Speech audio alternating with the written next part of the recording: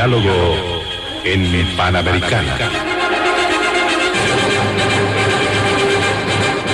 Una producción del Departamento Periodístico de Panamericana en su mejor estilo.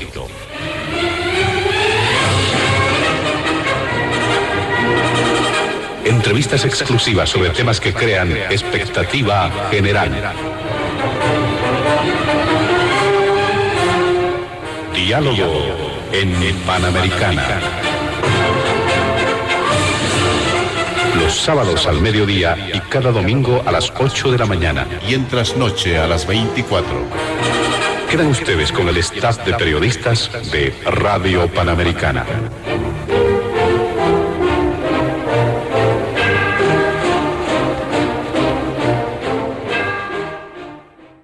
¿Cómo están, amigos de todo el país? Bienvenidos a Diálogo en Panamericana. Y en esta ocasión, al igual que en otras oportunidades, vamos a considerar distintos temas de la agenda de noticias. El primer punto en la agenda de Diálogo en Panamericana tiene que ver con las elecciones judiciales. Ha quedado anulada esta labor, el trabajo, el proceso de preselección de postulantes a cargos judiciales ha quedado anulado por decisión y resolución a causa de un amparo, más bien de una acción popular que se había presentado en el departamento de Pando, con distintas reacciones a propósito de lo que supone además una decisión judicial que ya por demás está dejando muchos elementos, tomando en cuenta que sería en el país el primer órgano del Estado, que estaría por encima de los demás, y este sería una de las muestras. Pero además se debe hablar cuál va a ser la perspectiva, qué va a ocurrir con la elección de autoridades judiciales. ¿Se dará este año? Quizás se dé el 2025, eso es improbable porque hay una elección nacional, también en el 2026 hay una elección subnacional y muchos dicen que probablemente recién habría opción de hablar de elecciones judiciales el año 2027. Este es el primer punto en el programa. El segundo tiene que ver con la situación económica en nuestro país. A propósito de las revelaciones que ha formulado el presidente Luis Arce cuando decía no hay plata, no hay gas, ya las reservas se están agotando, el tema del litio también ha quedado trunco, es decir, ¿qué pasa con los recursos naturales estratégicos que de alguna forma sustentan la economía boliviana? Muchos dicen es una situación muy complicada la que se viene en los siguientes años en el país. Este es el segundo punto del programa. Y el tercero tiene que ver con la situación interna en el movimiento al socialismo, a propósito de este encuentro que se lleva adelante en la ciudad de El Alto, un encuentro que se ha inaugurado con bombos y platillos ayer, viernes precisamente, con una masiva concurrencia. Así se ha manifestado, se ha destacado de distintos sectores que han llegado hasta la urbe alteña y que este domingo recién tendrán resultados finales, y obviamente hubo una disputa, existe todavía una disputa acerca de si este evento o el evento de Villa Tunari el 10 de junio va a ser reconocido oficialmente como Congreso Oficial del Movimiento al Socialismo, aunque recientemente las autoridades judiciales en La Paz habían instruido al Tribunal Electoral a acompañar el evento que se lleva adelante en la ciudad de El Alto. Estos tres puntos están en la agenda de Diálogo en Panamericana. Nuestros invitados especiales de este fin de semana se encuentran en los estudios de la emisora. Ellos han realizado un sorteo previo para establecer el orden de participación. Por ello le damos la bienvenida inicialmente al senador tarijeño Rodrigo Paz Pereira. También está junto a nosotros el politólogo Marcelo Arequipa y finalmente el abogado constitucionalista Williams Vascopé Laruta. Junto a ellos estaremos desarrollando la agenda de diálogo en Panamericana este fin de semana. Antes de iniciar con las primeras consultas, como siempre, vamos a solicitar a nuestros invitados evitar emitir cualquier criterio que sea considerado de racismo o discriminación en el marco de las normas vigentes en nuestro país. Le damos la palabra al senador Rodrigo Paz. ¿Cuáles sus criterios a propósito de este primer punto del programa? Bienvenido. Muy buenas, quiero en primera instancia saludar a mi estimado Marcelo, estimado William Vascopel Aruta, a Panamericana. Quiero mandarle un saludo porque deben estar en pleno disfrute a mis compadres de Jesús de Colquepata en el lago, que ahora deben estar en una bailada bárbara, mientras otros están agarrando a puñetes por el país, por el botín. Estas dos bandas donde hay dos bandidos, el Arce y el Evo, pues hay otros que en sus creencias, en su compromiso con la patria, están junto al Jesús de Colquepata. También saludar el día de ayer, contradictoriamente todo lo que está pasando en el país, fue el Día de la Libertad de Prensa, el 2023 con 221 casos de violencia, extorsión. Más del 45% de los periodistas en Bolivia están por debajo del mínimo salarial.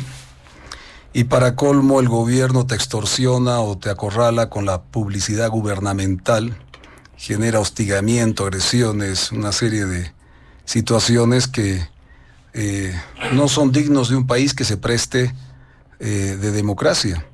Y en ese sentido, la democracia, a valor de las Naciones Unidas, tiene una medida extraordinaria, que es tu calidad de justicia. Si tienes buena justicia, tienes buena democracia. Mediocre tu justicia, mediocre tu democracia. Mala justicia, mala democracia. Y si algo creo que los bolivianos estamos de acuerdo, que en Bolivia hay mala justicia. Hay una justicia extraordinariamente mala. Hace 20 años atrás, entre el Evo y el Arce, llevan tres regímenes, tres periodos, pero un solo régimen. Y yo me acuerdo, el Evo le pegaba unos discursos: vamos a sacar a los sicarios de la justicia. Hoy día, 20 años después, los sicarios de la justicia están trabajando para este gobierno. Hay el gobierno de los jueces, que tiene una alianza cerrada con el gobierno nacional, y los que eran sicarios hoy día son peones o alcahuetes, en una expresión popular, de un poder que está ordenando el país en función de sus necesidades. Y aquí hay que entender, primera conclusión que quiero dar, es que no van a haber elecciones judiciales.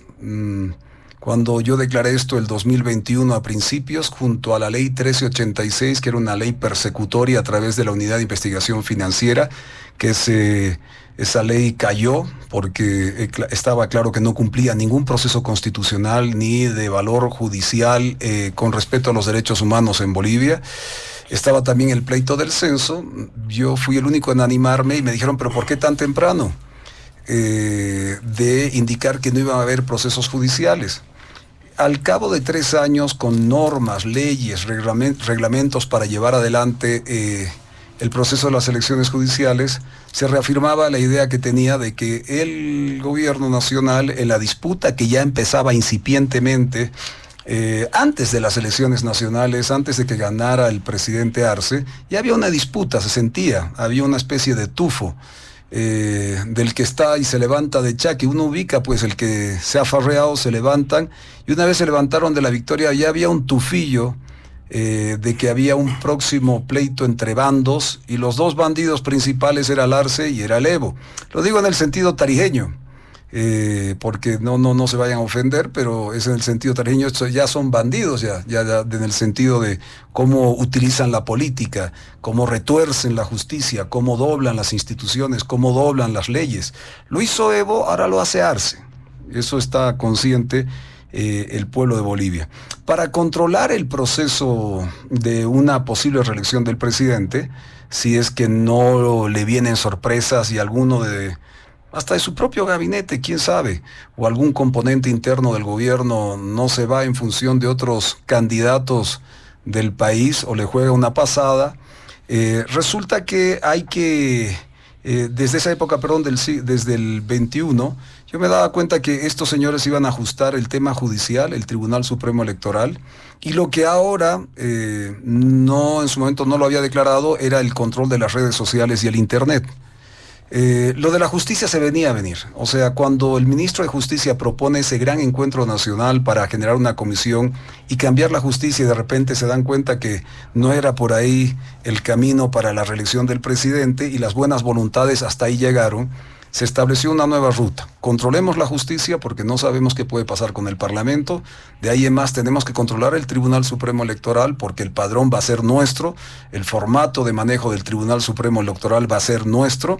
Y recientemente agradecer a algunos buenos funcionarios del Estado, y creo que ante el temor ellos también de que sean vigilados, controlados, se me pasó el borrador, lo digo con mucha puntualidad, de ese decreto supremo que estaba listo para ser aprobado esta semana, que era ya para controlar las redes sociales y el Internet en Bolivia. Lo intentó Evo Morales, no lo logró porque se le pararon al frente varias de las empresas, y en eso me nombro a Entel, Tigo, Access, Viva y otras empresas, porque son parte de un grupo que comparten un espacio que se llama el punto de intercambio de tráfico.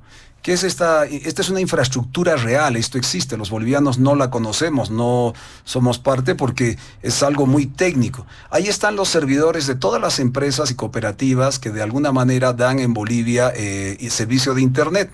El servicio de Internet llega a este punto de intercambio y la empresa X con la empresa Y o Z cruzan a través de una conectividad estrictamente tecnológica, no participa la mano del hombre, cruzan la información. Por si acaso yo quiero transmitir algo a mi hija, yo puedo estar con un contrato con una empresa de telefonía celular X y mi hija puede estar en otra empresa X celular del país, dentro de Bolivia, esto es dentro de Bolivia. Entonces yo hago el mensaje, transmito alguna información, eso llega a este punto de intercambio de tráfico y de ahí se desvía y conecta con la empresa con la cual mi hija esté en contrato. Digo un mensaje de Tigo, un mensaje a Entel, y que conste, esto no es propaganda, así funciona este punto de intercambio de tráfico. Resulta que este decreto iba a poner este punto de intercambio de tráfico bajo el control del Ministerio de la Presidencia, el Ministerio de Obras Públicas. Entonces, si se dan cuenta, estimados compatriotas, teníamos hay tres formas de controlar, tres pasos para controlar una democracia. Matar una democracia, básicamente, y lo digo claramente porque ese es mi sentir. Controlando la justicia, y está claro la resolución de Pando a la acción popular para anular el proceso de elecciones judiciales, y controlando la justicia para que de ahí en más tú tengas una posición y controles la política en función del Tribunal Supremo Electoral. ¿O qué se puede entender con el fallo que ha tenido una sala de la paz, una sala que representa al ámbito constitucional en el Departamento de la Paz, que está por encima de un cuarto poder del Estado, que es el Tribunal Supremo Electoral? Y es como, para que se entienda, es como un cabo, un sargento de las Fuerzas Armadas le diga a un comandante que represente a la Armada, a la parte naval de Bolivia, le diga, el cabo, el sargento le diga al comandante de otra fuerza, oye, me tiene que cumplir esta orden. No ocurre eso. No ocurre, no se entiende. En la Constitución claramente, y aquí hay el abogado Bascopé Laruta, que seguramente nos va a dar una explicación si es que toca este tema, hay coordinación entre poderes, y evidentemente la Constitución es la carta magna para cumplir, pero tiene que haber una coordinación. No viene el cabo o el capitán y le da órdenes a otra fuerza dentro de las Fuerzas Armadas y le dice, señor general o señor coronel, yo le mando a usted que cumpla esto. Eso no es coordinación, eso no es entender para qué se han constituido estas cuatro fuerzas dentro del Estado. Entonces, justicia, Tribunal Supremo Electoral, redes sociales y el Internet, listo. ¿Tienes eso bajo control? Tienes un camino bastante asegurado en función de una reelección, que ese es el propósito del gobierno. Culmino con algunas anécdotas. Tengo un amigo que el otro día ustedes saben, y la inmensa mayoría de los bolivianos que tienen algún problema con la justicia, no con la justicia se divide en tres áreas. Hay la área de la justicia corrupta, pagas por sentencia. Hay la área de la justicia política, esa justicia yo creo que está directamente vinculado al gobierno, y hay el área de los buenos abogados, buenos jueces que quieren en su momento generar un cambio en la justicia nacional.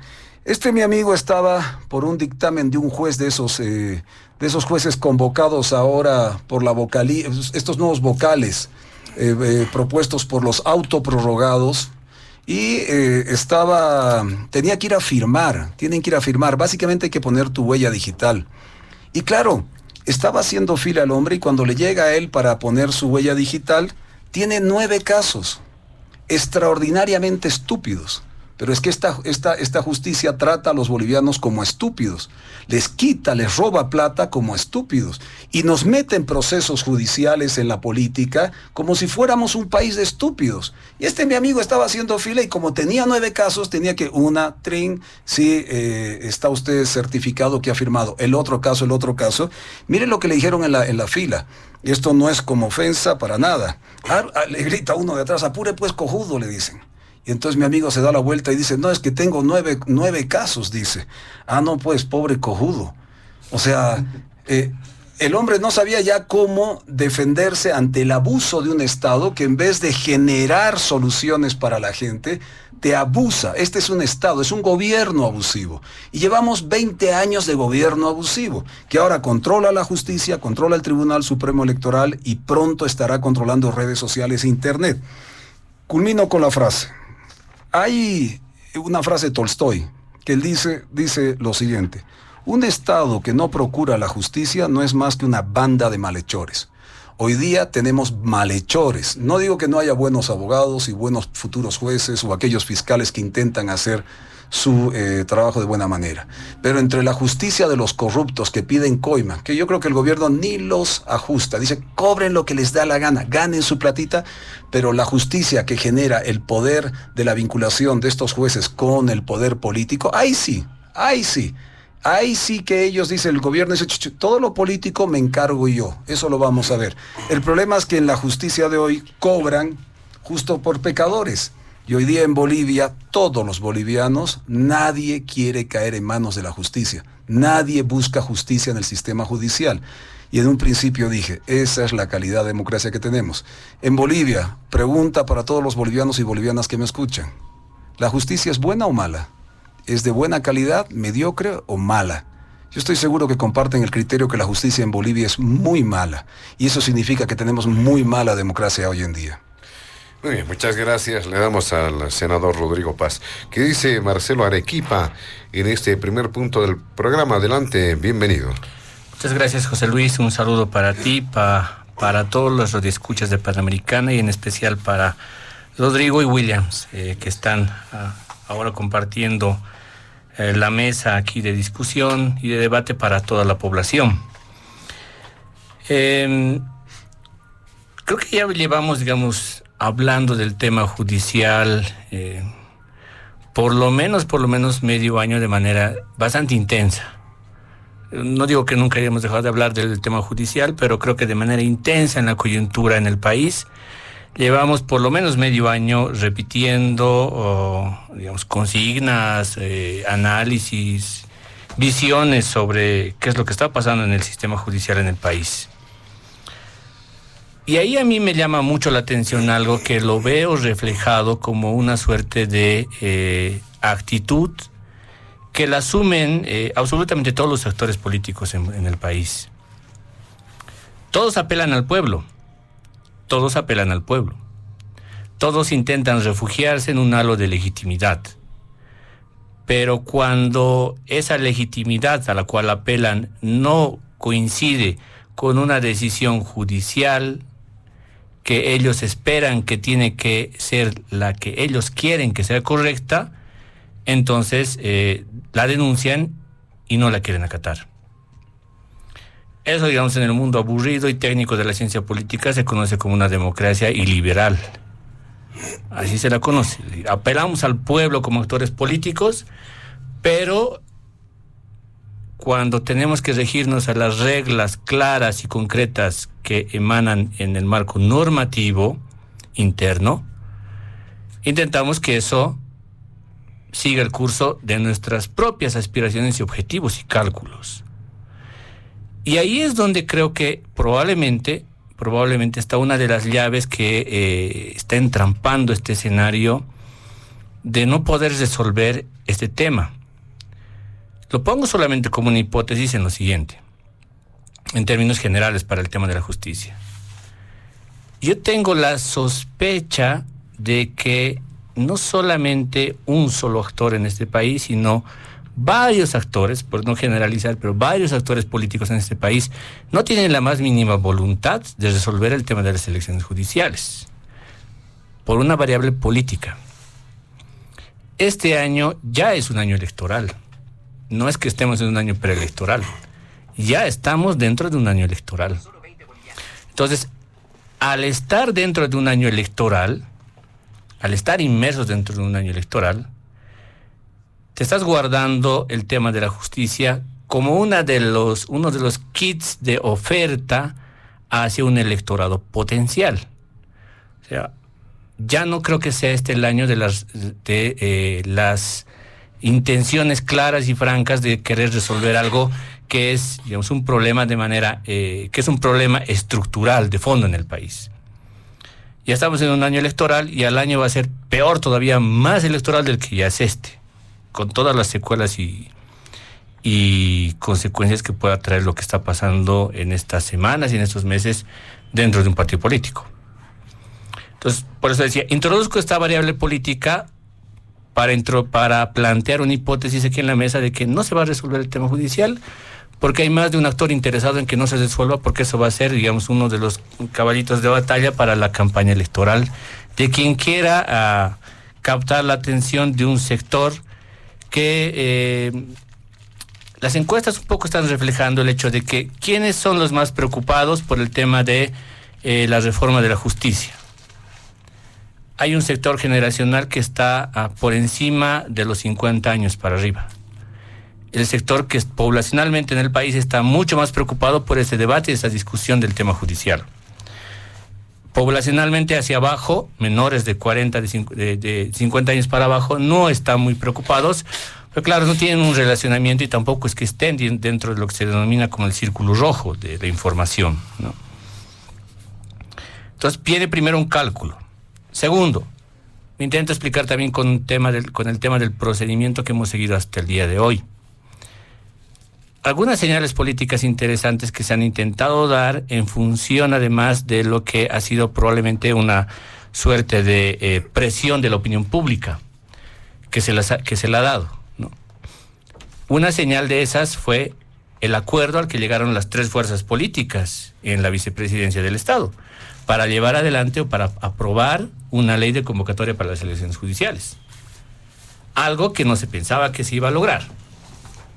Establecieron un acuerdo político en febrero de este año para llevar adelante esas elecciones judiciales. La Comisión Mixta de Constitución, que es la que se ha encargado de recepcionar todos los candidatos o precandidatos, para la elección judicial, y es la que se ha encargado de revisar todas las carpetas de quienes están postulando, no está integrada solo por un partido político, ha estado integrada por 3 partidos políticos. Este es un elemento que creo que no se tiene que dejar de lado. Si uno vería más bien que en el camino habría sido una decisión unilateral de una sola fuerza política, pues uno diría, bueno, la carga de responsabilidad está más inclinada hacia ese lado. Y un añadido más, para alguien que forma parte del partido político donde está hoy día, o de la coalición política donde está hoy día Rodrigo. Yo lo he escuchado decir muchas veces, en esta radio, a través de sus ondas, al diputado Carlos Alarcón diciendo que ese acuerdo al que habían llegado era un acuerdo que tenía gran parte del espíritu de esa ley, estaba recogido en el proyecto de ley que Comunidad Ciudadana había presentado. O sea, que Carlos Alarcón era el proyectista de esa ley que se terminó por aprobar. Entonces, si Comunidad Ciudadana logró imponerse, logró conquistar, digamos, si quieren, un sitial ahí, en el que ese proyecto de ley no fue, digamos, en esencia mayoritariamente masista o de creemos, esa es otra variable que no debemos soslayar, creo yo. Y luego en el procedimiento, después de que se aprueba ese proyecto de ley y salen adelante los candidatos o los precandidatos, ya luego que creo que empiezan a aparecer algunos temas de procedimiento que no se los han tomado en serio, no se los han tomado con cierta dedicación, y más bien tengo la impresión, guardándome un poco para la siguiente intervención, tengo la impresión de que ha habido una suerte de inclinación mucho más fuerte en la balanza para intentar medir el mérito por el mérito, es decir, en el papel, solamente en el papel. Así como se criticaba que en las anteriores elecciones judiciales, no había una suerte de evaluación meritocrática más o menos equilibrada entre el papel muerto que decían, el certificado que dice que tienes tantos títulos, respecto de lo que realmente tú podías haberte defendido en el examen oral, y ahora más bien creo que la balanza se inclina al revés. Ahora ha interesado mucho más el documento muerto como tal y no tanto la destreza que tú podrías tener a la hora de defender un examen oral. Creo que hoy ya estamos tropezando también con ese problema, es decir, hemos cambiado el mérito, pero por el papel muerto, a lo otro que era, digamos, lo que teníamos antes de a ver si se pueden defender bien en el examen oral y si pasan raspando primero la prueba de la revisión de méritos en los papeles y luego eso se complementará. En el fondo, por eso creo yo que hay una carga de responsabilidad. La carga de responsabilidad está, sin duda para mí, más localizada en el legislativo, porque es el legislativo el que tiene que viabilizar esto.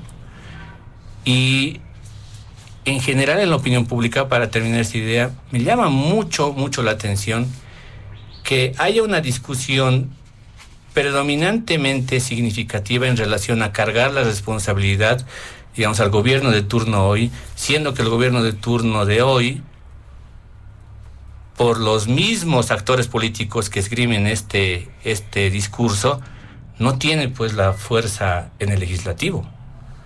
Los mismos actores políticos salen a decir, el arcismo hoy día no tiene fuerza en el legislativo y no es capaz de aprobar leyes por su cuenta propia, pero luego también se encargan en decir que es el arcismo el que está bloqueando este proyecto de ley. O sea, hay una carga, hay un sentimiento, creo, de conducta, por eso, como decía al principio, de cálculo político y de buscar instrumentalizar el discurso en función de ciertos intereses, pero que en el fondo, nadie quiere realmente reformar el sistema judicial, o muy pocos tienen predisposición a realizarla, creo. Muy bien, muchas gracias. Le damos a Marcelo Arequipa, que dice el abogado constitucionalista William Bascopé en este primer punto, haciendo referencia además a lo que ya se ha mencionado en la mesa de parte de los otros invitados. Adelante, doctor Bascopé. Gracias, José Luis. Un gusto estar contigo de mucho tiempo, con Panamericana. Un saludo muy especial a Marcelo, un amigo de hace mucho tiempo. Gusto estar siempre con él. Un saludo a Rodrigo. Primera vez que me siento con él en una mesa de diálogo acá en Panamericana y primera vez que lo conozco. Y me encanta estar acá con gente que tiene cierta autoridad de criterio político, porque en este país lo que más necesita alguien es seriedad. Seriedad para hacer política en este país. Y eso de la seriedad política lo voy a poner para terminar mi primera intervención más adelante. A ver, este punto de las elecciones judiciales y la suspensión del proceso. Yo quiero recordar a la gente que nos está escuchando, ¿no? Y a quien les mando un saludo, porque toda esta gente que escucha Panamericana, este programa tan importante, en el taxi, en el micro, en su puesto de dulcera, de la señora que vende comida, en la pensión, en la oficina, en la calle, tiene cierta repercusión política, especialmente para las generaciones bastante maduras en criterio, ¿sí? Y es muy importante.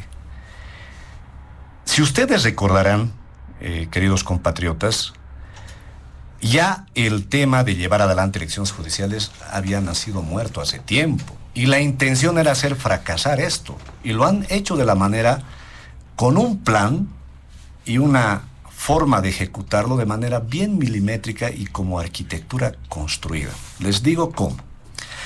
Cuando a inicios del año pasado se dice que tiene que llevarse las elecciones, se diseña la primera convocatoria, el cual se lanza y después es reclamado con una acción constitucional.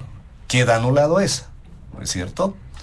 La segunda la lanzan nuevamente y la segunda obviamente es nuevamente bombardeada por un recurso de inconstitucionalidad. Y se reclamaba, creo que desde Trinidad, ese recurso, una acción de inconstitucionalidad que reclama que tenía vicios de inconstitucionalidad.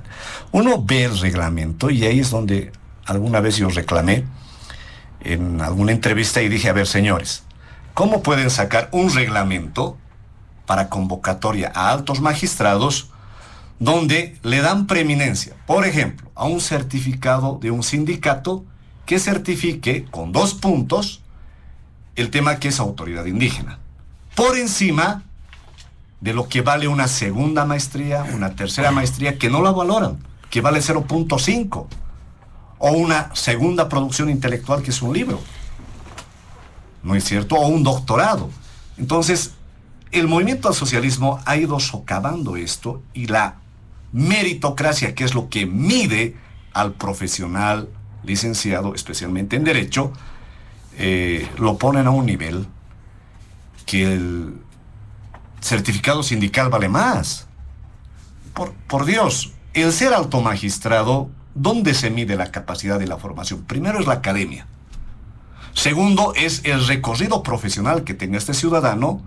Tercero, el reconocimiento que va a tener dentro de su gremio. Cuarto, la producción intelectual académica que va a tener.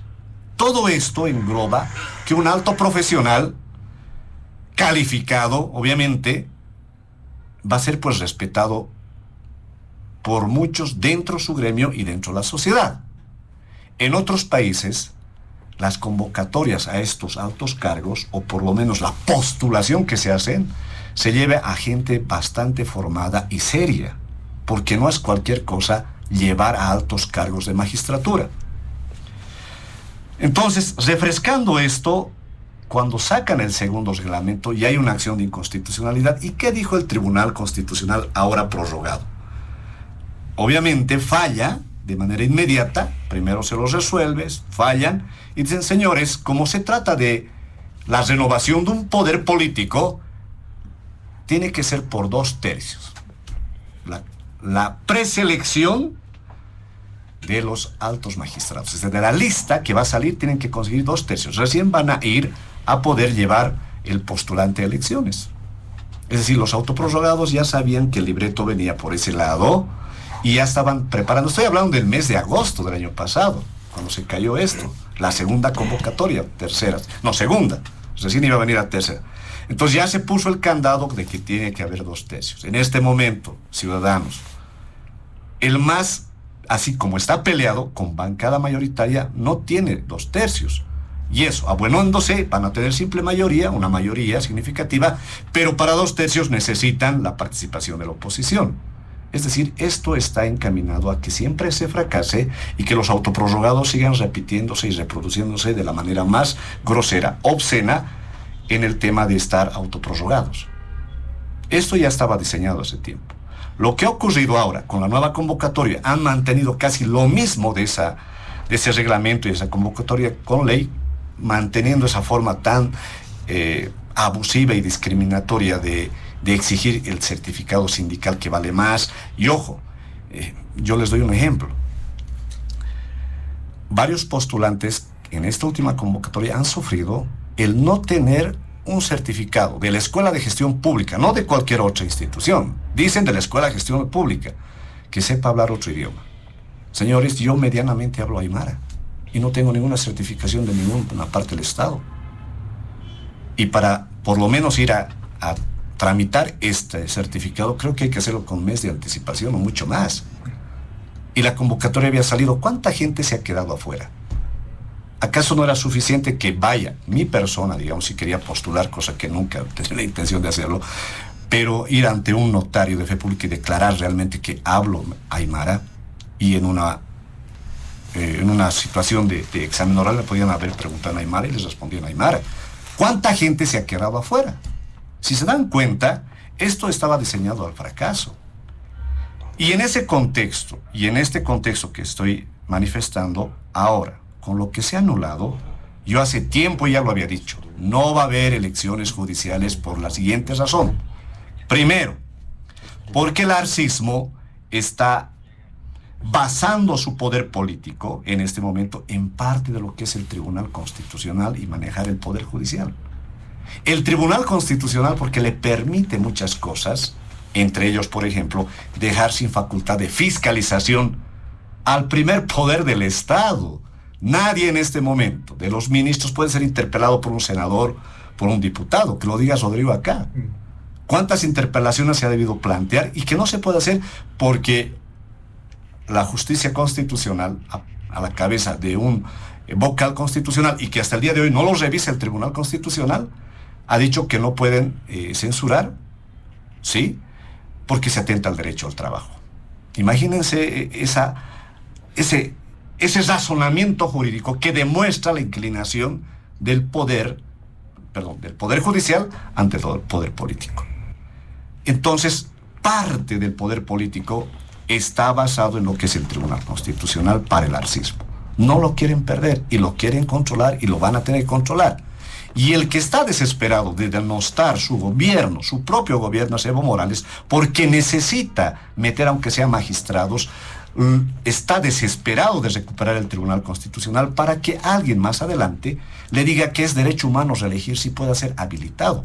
Ojo, subrayo, Evo Morales no está habilitado, así sus 20 abogados digan que está habilitado. Señores, no está habilitado, y no es por la sentencia constitucional solamente del Tribunal Constitucional del año pasado, que sacó la sentencia 1010-2024, que lo sacaron al último momento, el último viernes 29 de diciembre, faltando 2 días para que termine su mandato constitucional, sacan la inhabilitación de Evo Morales, sí, sino que yo lo digo porque la opinión consultiva de la Corte Interamericana ya ha dicho que no existe el derecho humano de reelegirse. Y sobre eso, el Tribunal Constitucional ha interpretado, ojo, eso es nuevo, y eso no lo van a poder rebatir los abogados que le defienden a Evo Morales, que ya no se puede ser más presidente por 2 gestiones. Han interpretado, antes se podía decir que si podía estar una gestión no, podía entrar por tercera, ¿sí? Pero ahora lo han interpretado diciendo de que solamente se está por una primera vez, una segunda vez, y terminó su mandato constitucional. Ya hubo esa interpretación. Se basaron en lo que dice la opinión consultiva. Entonces Evo Morales no puede ser más candidato. Pero en este país de las maravillas todo puede ser posible. No les va a importar eso, y por eso es que Evo Morales está desesperado de ir a controlar el Tribunal Constitucional. Y en esto la oposición, la fuerza o lo poco que queda de fuerza y de los pocos que destacan en la oposición, son voces en el desierto que algunos se ve su trabajo, de otros su ausencia, pero no hay fuerza en la oposición. En este momento, en este escenario, ¿cuándo va a haber elecciones judiciales? Señores, va a haber, en términos reales y políticos, cuando el arcismo y el evismo se den la mano de nuevo y por sobrevivencia política decidan realmente ir a elecciones judiciales. No creo que realmente haya elecciones judiciales este año, porque se están jugando 2 cosas los masistas internamente, evistas y arcistas. ¿Qué se están jugando? Primero, controlar el TCP, cuál de las 2 corrientes, o van a zanjar sus problemas, pero necesitan controlar el TCP y el Poder Judicial, el Tribunal Constitucional. Y segundo, necesitan, sí o sí, alguien de las 2 posturas, evistas y arcistas, tener la sigla. Sí o sí necesitan la sigla 20 para el 2025, y se están jugando la candidatura entre Evo y Arce. A menos que suceda un milagro entre ellos, pero la angustia puede más, creo, que digan, señores, vamos por una tercera vía, ni Evo ni Arce, y vamos por el tercero. Eso sería supuestamente lo más civilizado, pero señores, lo que ha demostrado durante todos estos años ha sido ser incivilizado y retrógrada en lo que es un Estado constitucional de derecho. Con esto yo termino mi primera participación para que más adelante me refiera a lo que es la seriedad de la política. Muy bien, muchas gracias. Le damos al doctor Williams Bascopé. Vamos a realizar una brevísima segunda ronda en este primer punto para ir puntualizando algunos aspectos. Le rogamos celeridad en su participación a nuestros invitados. Por favor, tenemos otros temas en agenda que merecen también un tiempo debido. Empezamos con usted con sus puntualizaciones, senador Rodrigo Paz. 1. Antes había 2/3 en el legislativo. Alzamanos de primera, que es lo que criticaba en el pasado. Evo solo miraba y alzaban la mano, y había un punto de equilibrio con la justicia. La justicia no tenía el peso que tenía ahora. Por eso estas salas constitucionales departamentales no tenían el rol que sí tienen ahora, porque resolvías en el Parlamento todo. Se perdieron los 2/3, se dividieron los bandidos, ahora hay 2 bandas con 2 bandidos, vuelvo a indicar, y la justicia es la que actúa para uno de los bandidos. Los autoprorrogados, punto 2, han vendido su alma al diablo. Ellos no pueden aceptar una elección judicial ni este año ni el próximo. Tienen que quedarse hasta final con el presidente Arce. Vendieron su alma al diablo. No entregaron su alma al pueblo, ni a la gente, ni a Bolivia, ni a la patria, ni a la Constitución. Quien maneja y articula a estas marionetas es el gobierno del presidente Arce. Vendieron su alma al diablo. Y Evo está sufriendo ahora. Punto 3, él construyó este sistema, solo que el Arce lo aplica de mejor manera. Es un sistema donde, por ejemplo, hago una pregunta a los 2 participantes y una pregunta al pueblo de Bolivia. Si no hubiera reelección en Bolivia, si el Arce se tuviera que ir a fin del 2025 porque hay 20.000 candados y no hay reelección, ni derecho humano, ni todas las trampas que puso el Evo, ¿estaríamos en parte de estos conflictos? ¿O Arce y Evo estarían viendo lo que dijo el doctor Bascopé Laruta? ¿Cuál es la mejor tercera opción dentro o la vía de salida de renovación del masismo? Estarían buscando quién sería, porque ni Evo ni Arce serían los responsables. Ni Evo ni Arce serían los responsables de generar una reelección. Ni uno se quedaría, ni el otro volvería. Entonces, parte del problema de por qué la institucionalidad y las normas no se cumplen y abusas de la justicia es porque el que es presidente en este país abusa de este país y no cumple con la democracia y no cumple con el hecho de que hay leyes y normas que no se pueden violentar a gusto del turno de presidencial. Por eso yo soy pro, y lo hemos propuesto varias oportunidades, no a la reelección y listo, pare de contar. Para el siguiente gobierno viene, si quiere le aumentamos un añito, tiene 6 años de presidencia y se tiene que preocupar quién es la renovación o la generación que renueve el instrumento político, desde el que esté en gobierno y también de la oposición. 4, rápidamente. En Bolivia bien se sabe, y en las anteriores elecciones, ¿no se acuerdan que estos jueces también estaban, estos magistrados, con Evo, con Áñez y con este? Es como el Huarache. Dicen ustedes que han estado en el golpe de Estado. Oiga, el Huarache ha estado en el golpe de Estado, pues. Y es hoy día el que le soba el lomo al presidente. Si hay uno que es golpista, es Huarache, entonces. Lo golpeó al Evo, la golpeó a la Áñez, y ahora está con Arce. Cuidado, Arce, que te golpea a vos más. Porque en el momento que tus autoprorrogados no aguanten y este pueblo se movilice, y ahí sí comparto el criterio con Marcelo, olvídate del legislativo, olvídate de las instituciones.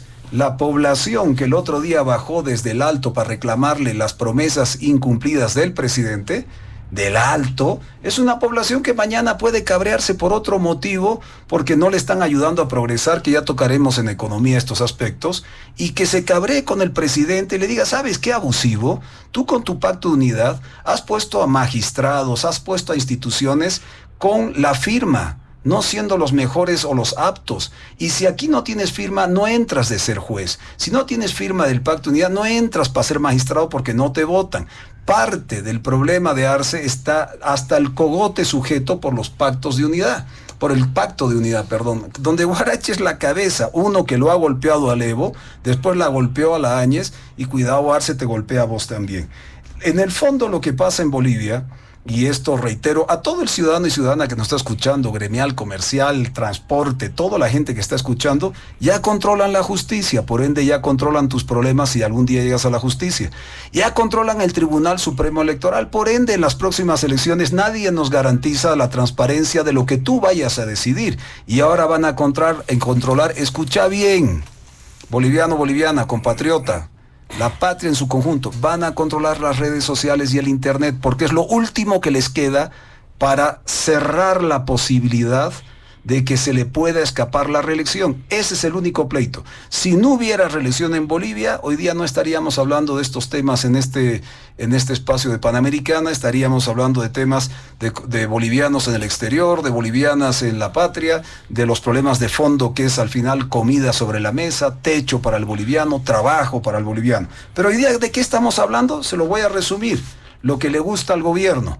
Les conviene más la mediocridad bien disciplinada, porque son mediocres estos del sistema judicial, no tienen ni dignidad ni valor para generar sentencias por honra. Yo no entiendo estos jueces que vuelven a su casa, ven a sus hijos, ven a sus hijas, ven a su esposa y dicen, me acabo de cargar o liberar un feminicida, me acabo de cargar a un señor que tenía lo correcto y sin embargo le he dado la razón al que me ha pagado más plata en casos de problemas de límites, de tierras, de divorcios, de todo lo que le ocurre al boliviano y boliviana en lo cotidiano. Al gobierno le conviene más la mediocridad bien disciplinadita que aquellos que puedan ser competitivos, aquellos que puedan darle una innovación, nuevas formas del manejo de la justicia en Bolivia. Así que, miren, estos autoprorrogados se quedan hasta el 2025, hasta que supuestamente haya elecciones nacionales para presidentes y no se postergan.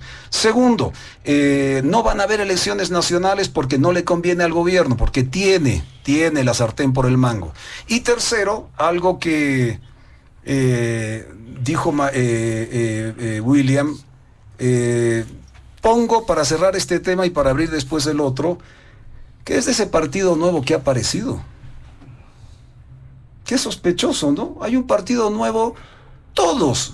En la Bolivia de hoy te enteras cuando en la plaza, aunque sea con firma o con digital, te enteras cuando alguien está haciendo un partido en este país. Resulta que ha venido un señor que creo que vive en los Estados Unidos, tiene sus inversiones allá, se ha juntado con otro cochabambino y han hecho un partido. Le han pegado, creo, 160,000 firmas.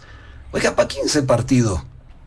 Porque mire que alguno conoce de cómo se arma estos esquemas y cuánto vale armar un partido, porque el Tribunal Supremo Electoral te pone todas las complicaciones para que te salga caro, lo más caro posible, y cuando llegas al tribunal te dicen, no, estas firmas no sirven y te votan.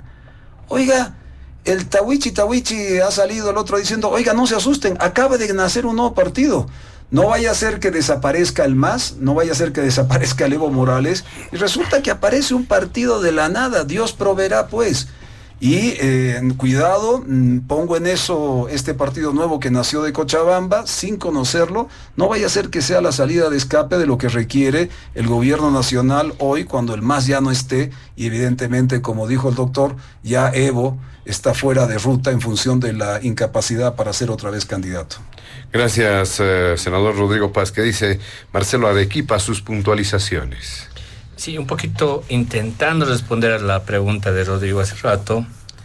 Yo lo sitúo más en el tema del diseño institucional. Por ejemplo, como tenemos un sistema presidencialista, a diferencia de otros, el parlamentario, por ejemplo, en el presidencialismo hay muy poca propensión e inclinación de los actores políticos a hacer alianzas. Es decir, a compartir el poder, a negociar. El que gana usualmente se lo quiere llevar todo. Y es una regla, digamos, casi estandarizada dentro de todos los sistemas presidencialistas. Por eso, intentar tener, en Bolivia sobre todo, tienes el Ejecutivo, y para tener gobernabilidad tienes que tener dos patas: control en el legislativo y control en las calles. Si no tienes eso garantizado, difícilmente puedes sostenerte en términos de tu gestión pública, ¿no? Y ahí tienes que hacer muchas cosas, porque hoy día estás jugando con un escenario que es altamente complejo, ¿no? Muchas cosas, creo yo.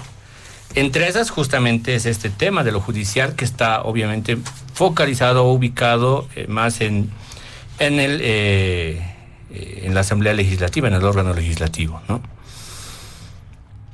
Yo lo que he estado viendo además de eso, en estas últimas semanas, desde que nos hemos enterado que han habido ya un poco de ruido sobre el tema de la preselección de los candidatos, y luego esa sentencia de cobija que paraliza prácticamente las elecciones judiciales, es que han habido muchos reclamos de parte de precandidatos, en el sentido en el que estarían, ya habrían ellos establecido, ya habrían ellos comentado la idea de que, por ejemplo, se les había hecho una evaluación injusta en los méritos que ellos presentaron. En algunos casos se corrigió, en otros casos no se corrigió. Eso obviamente te deja ya una prueba, digamos, en el tiempo en el que cualquiera que se sintiera vulnerado en sus derechos de reclamar, pues acudiera al sistema judicial, ¿no? O, por ejemplo, bueno, ya, sentido común, digamos. Uno de los magistrados prorrogados hoy día presenta su candidatura. El sentido común te dice, ese señor no puede continuar en la carrera. Pero desafortunadamente en la ley que hemos aprobado en el país de convocatoria a las elecciones judiciales, no hemos puesto eso. Si no está como regla en la evaluación el hecho de que un magistrado que hoy día está vigente en funciones y además prorrogado, no puede participar, ¿qué hacemos? Y si tiene todos los méritos suficientes, ¿qué hacemos? Es decir, los certificados, los títulos, incluso hasta lo que decía el doctor Bascope, hasta el aval, digamos, de organización social. ¿Qué hacemos? Aplicamos el criterio de lo que dice exactamente la ley y somos rigurosos en eso y decimos, bueno, el señor cumple absolutamente con todo y aquí está su evaluación. O aplicamos un criterio subjetivo político. En ese caso, yo he visto que se ha aplicado un criterio subjetivo político, desafortunadamente. Desafortunadamente. Lo digo porque uno puede revisar la prensa. Revisen en la prensa, en el internet, y se van a encontrar con una declaración de la senadora Andrea Barrientos, que ella dice que a uno de los magistrados autoprorrogados le quita su puntuación y lo anula, solo por el hecho de que es magistrado autoprorrogado. Sentido común, estoy diciendo, te dice, no debería presentarse. Pero no está en la ley, no está en la convocatoria. Y el señor tiene todos los documentos de méritos, puede tener hasta el aval del sindicato. ¿Qué haces con eso? Por eso decía hace rato, apelamos mucho, digamos, al sentido del clamor de la ley, del pueblo, pero cuando está la ley escrita y algo no nos gusta, entonces la torcemos un poquito según nuestras aspiraciones y lo que creemos que está correcto, incluso hasta lo que podemos creer que genuinamente está correcto, y cambiamos las reglas. ¿Qué va a hacer ese señor que ha sido anulado en su postulación, a pesar de que está dentro del marco de lo que dice la ley? Y si no ha recibido una respuesta clara y contundente de parte de esa comisión, va a ir a reclamar pues al sistema judicial.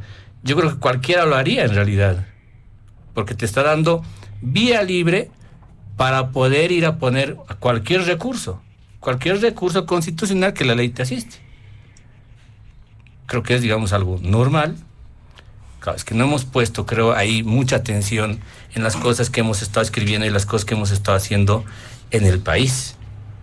En este caso estoy hablando, no estoy defendiendo, por si acaso que se entienda bien, no estoy defendiendo a ningún magistrado que hoy día se volvió a presentar para postular a cualquier puesto dentro del órgano judicial. No lo estoy defendiendo, pero creo que ahí, si no se ha hecho el tratamiento riguroso y estricto de lo que dice la ley, hay un error ahí de parte de nuestros asambleístas que tienen que corregir. No estoy diciendo tampoco con eso que ahora todo se ha tirado a la basura y esto es el olvido. Creo que hay una oportunidad clara y política además, una señal política que la Asamblea Legislativa tiene todavía la oportunidad de darla al país. Y esa señal política es dejar de acusarse los unos a los otros, porque al final del día esa comisión mixta está integrada por las tres fuerzas políticas, ponerse a hacer las cosas y trabajar y sacar una señal política frente a unos operadores de justicia que están operando en la línea de no querer dejar el puesto en el que están. Están operando en esa línea y eso está clarísimo. Entonces la Asamblea Legislativa lo que tiene que hacer es, creo, actuar como un cuerpo colegiado conjunto, defender una línea institucional de respeto a lo que es la Constitución, que te dice elecciones judiciales en el país cada cierto tiempo, dar esa señal política clara al país y decir, bueno, han habido algunos errores, los estamos enmendando, los vamos a corregir, pero las elecciones judiciales están garantizadas. Y cortar con eso varias cabezas mediáticas que aparecen y que, a mi juicio, aparecen más para mediatizar el escenario que para resolver los problemas. Y me estoy refiriendo a un par de cabezas dentro del órgano electoral, que están, creo yo, mucho más empeñadas en generar titulares y polémica que en realidad actuar como un cuerpo colegiado institucional y resolver los problemas del país también. Porque de un lado se sale a decir un vocal de que no se pueden hacer procesos electorales dos al mismo tiempo, dos tipos de elecciones.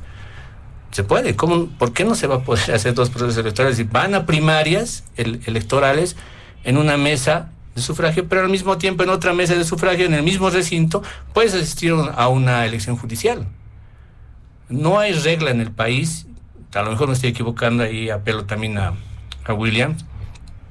No hay regla en el país que te prohíba que puedes hacer esto. No es incongruente, no es inconstitucional, según entiendo. Pero otra vez yo me voy en esta parte a las respuestas que se tienen que dar. Y para mí las respuestas en este caso son políticas, pero tienen que ser respuestas conjuntas de parte de todas las organizaciones políticas que están dentro de la Asamblea Legislativa. Es ahí donde tiene que resolverse esto y esto tiene que generar un precedente.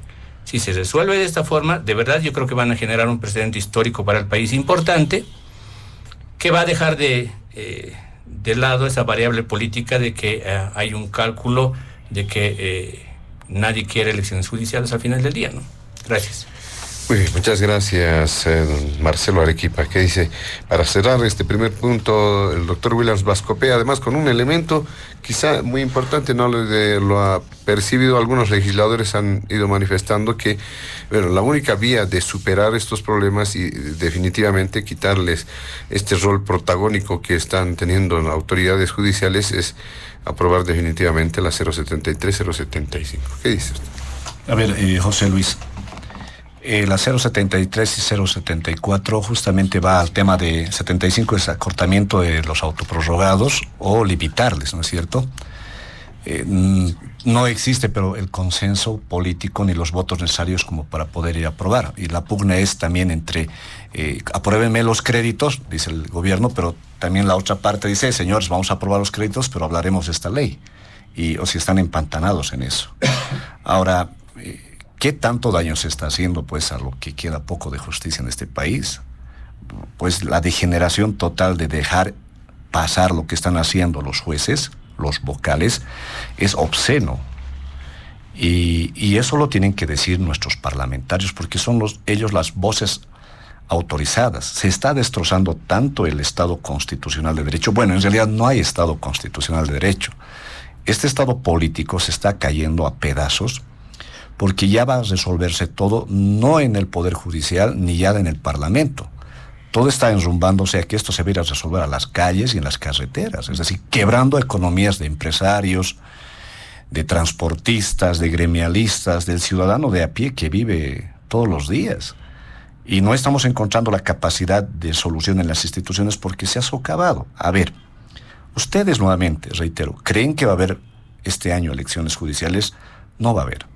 Estoy más seguro que no va a haber porque la voluntad política está quebrada, hay intereses divididos entre la bancada del MAS, hay una pugna desencarnada entre ellos por el poder y están peleando, subrayo nuevamente, porque uno quiere controlar el TCP y el Poder Judicial y el otro también quiere controlar, ambos quieren controlar, pero el más perverso es el de Evo Morales, que quiere controlar porque quiere volver a ser habilitado y quiere volver el 2025. Es decir, ¿cómo puede ser que un sujeto tenga que poner al borde de la confrontación, y no es la primera vez que lo va a hacer Evo Morales con las movilizaciones que se vienen, ya lo hizo varias veces. Y lo tenemos que tener ahí afuera, a este sujeto, alentando a la violencia. Y el gobierno lo deja impávido, y hay uno sospecha si realmente están tan peleados, ¿no? O están calculando de darse la mano en algún momento por sobrevivencia política, porque si realmente hubiera la decisión patriótica de llevar adelante este país, y entre el tema de elecciones judiciales y aprobación de varias leyes y créditos, yo creo que al primero que tendrían que anular políticamente tendría que ser a la gente de Evo Morales, por todo lo que hacen. Pero no veo esa voluntad de Arce Catacora, porque se ha debilitado en varios discursos, y hay algo sospechoso que se va a ir descubriendo más adelante. Por sobrevivencia política, yo creo que estos están guardando algo. Y ahí tomo lo que dijo Rodrigo. ¿Cómo es posible que aparezca un partido político de la noche a la mañana con una sigla aprobada y se lo anuncie inmediatamente? Conozco a varios operadores políticos que han intentado, inclusive los de Solvó, con firmas y todo. Más de 115,000 firmas, no les han dado.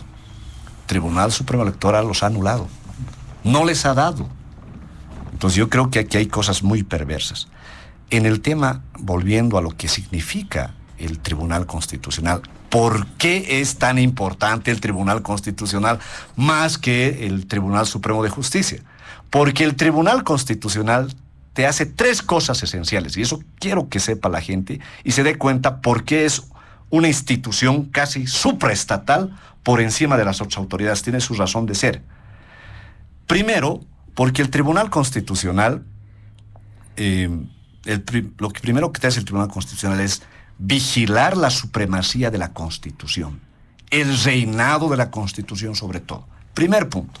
Segundo punto, te vigila la división de poderes, es decir, que un órgano coordine con el otro órgano, pero no le imponga ni le dé la agenda que discuta. Lo que pasa el Ejecutivo, que le dice al Legislativo, ¿me apruebas esto? Y el Legislativo levanta la mano, ¿no es cierto? El rodillo político de los parlamentarios, ya.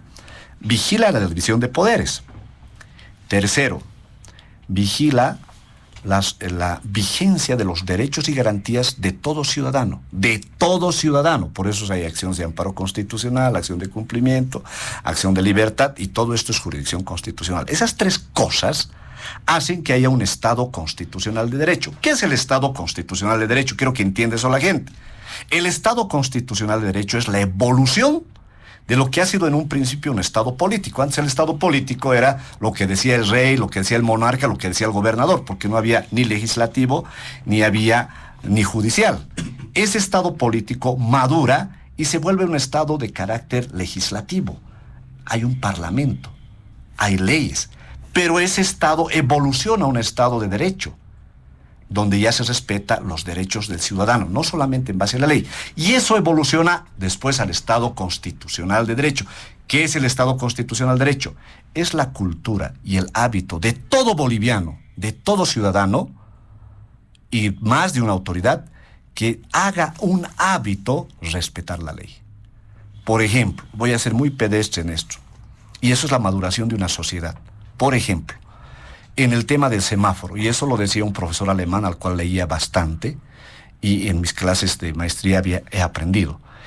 Un ciudadano va por el semáforo, y la primera se pasa en el rojo, no le interesa. La segunda que se esté pasando el rojo lo detienen, y le sancionan. La tercera que va a ir, va a pensar antes de pasarse en rojo, porque ya le han sancionado. Entonces ahí es un temor que le va a sancionar la ley, el Estado no tiene que pasarse en rojo. La cuarta que vaya, se para porque es costumbre, es un hábito, respetar el rojo. Nosotros como sociedad, ¿a qué nivel hemos evolucionado? ¿Es hábito, es cultura, es respetar la Constitución, la ley? Porque el Estado constitucional de derecho es cuando hay hábito de la sociedad en respetar la Constitución. En este país hemos retrocedido al Estado político, donde el monarca, donde el jerarca es el que dice, se hace esto por encima de la ley y la Constitución. Imagínense cómo hemos involucionado. No hay Estado constitucional de derecho. Ahora se dan cuenta qué importante es un tribunal constitucional, porque un tribunal constitucional te puede decir, señor, usted respete un referéndum, no existe el derecho humano de reelegirse. Y evitábamos muertos en Secate, en Sacaba, en Montero, baleados en Vila Vila, y toda una fractura política. pero no tuvimos magistrados con pantalones a esa talla que le digan no a Evo Morales, y se inclinaron. ¿Se imaginan la importancia de tener un alto tribunal constitucional? Y aquí vuelvo a lo que va a ocurrir. La mayoría de varios de los candidatos, y aquí Rodrigo nos puede absolvernos adelante, ¿se han visto quiénes son? La mayoría son exfuncionarios, sin mérito, sin academia, desconocidos en el ámbito de derecho. Su máximo mérito de uno de ellos es ser abogado de persecución a los opositores, como a Camacho, como a otro alto expolítico de la oposición. Son los abogados estos, y muy pocos son los meritocráticos, muy pocos. Y lamentablemente hay una falla, si me permites, porque es importante lo que tengo que decir esto. En Bolivia, hoy en día, cualquier mortal sale abogado.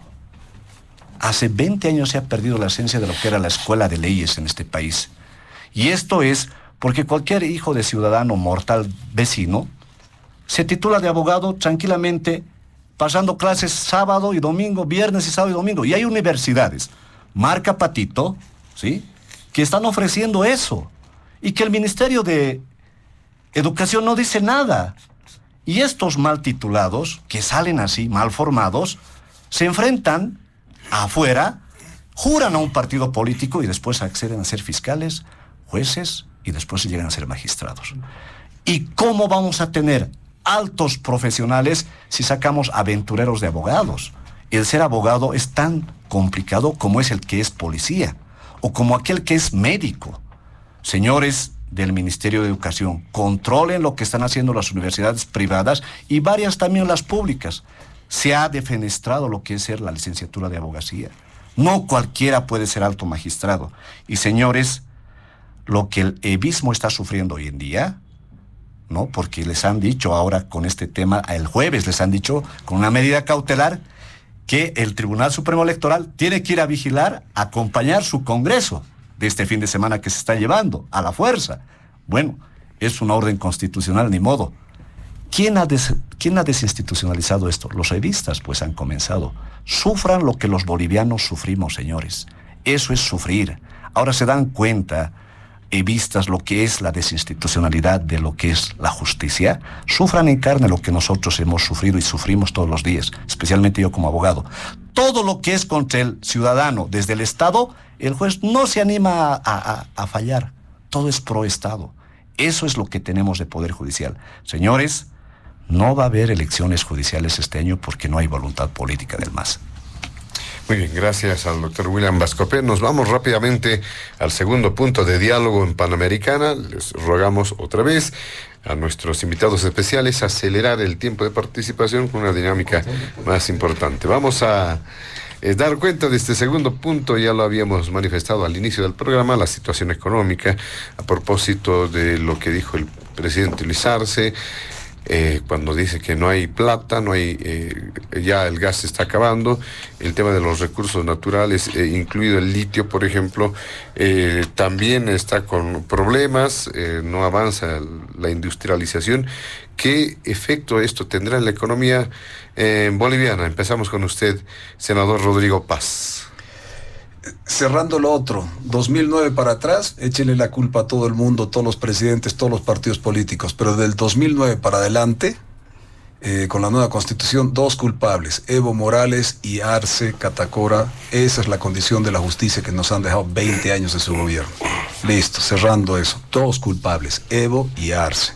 Se acaba ese punto. Segundo, ahí en la Pascua Florida tarijeña hay una tonada que dice: plantado una rosa y una granada. La granada dio fruto y la rosa no dio nada. Todos esos techos azules, galpones, fábricas, 75 empresas que ha puesto este gobierno, y especialmente por la mano dura de Arce como ministro de Economía y ahora como presidente, resulta que han dado pura rosa, no sirven para nada. La granada da flor primero y de la flor nace fruto. Ese es su proceso. Entonces, no solo es bella la granada, sino que te da después alimento. Todo lo que ha dado este gobierno, estos 20 años con 3 periodos, con 3 regímenes, con 3 periodos en un solo régimen, han sido puros rosas, puro adorno, puro chanfaina, como decimos en Tarija.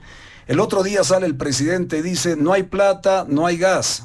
Entonces, y dice el presidente, nuestra crisis económica es parte responsable o en absoluta responsabilidad del Parlamento.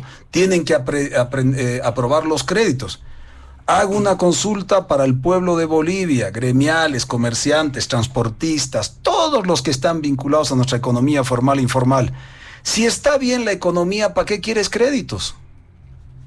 Si está bien tu modelo económico, productivo, social, comunitario, ¿para qué quieres crédito si generamos platita, si nos está yendo bien? ¿Para qué quieres crédito? Entonces el presidente también nos respondió. Además lo dijo con mentalidad gringa, porque no se olviden que estudió en uno de los imperios, estudió en Inglaterra. Él estudió en Inglaterra, él tiene una visión y cosmovisión imperialista. Por eso quiere hacer su pequeño imperio aquí en Bolivia. Y el tipo nos dijo en concepto en inglés, pero lo dijo en castellano traducido: no gas, no plata, que es no gas, no money, que es una frase prehecha de los americanos y de los ingleses. No gas, no money. Si no hay gas, no hay plata. Y el señor lo largó: no hay gas, no hay plata.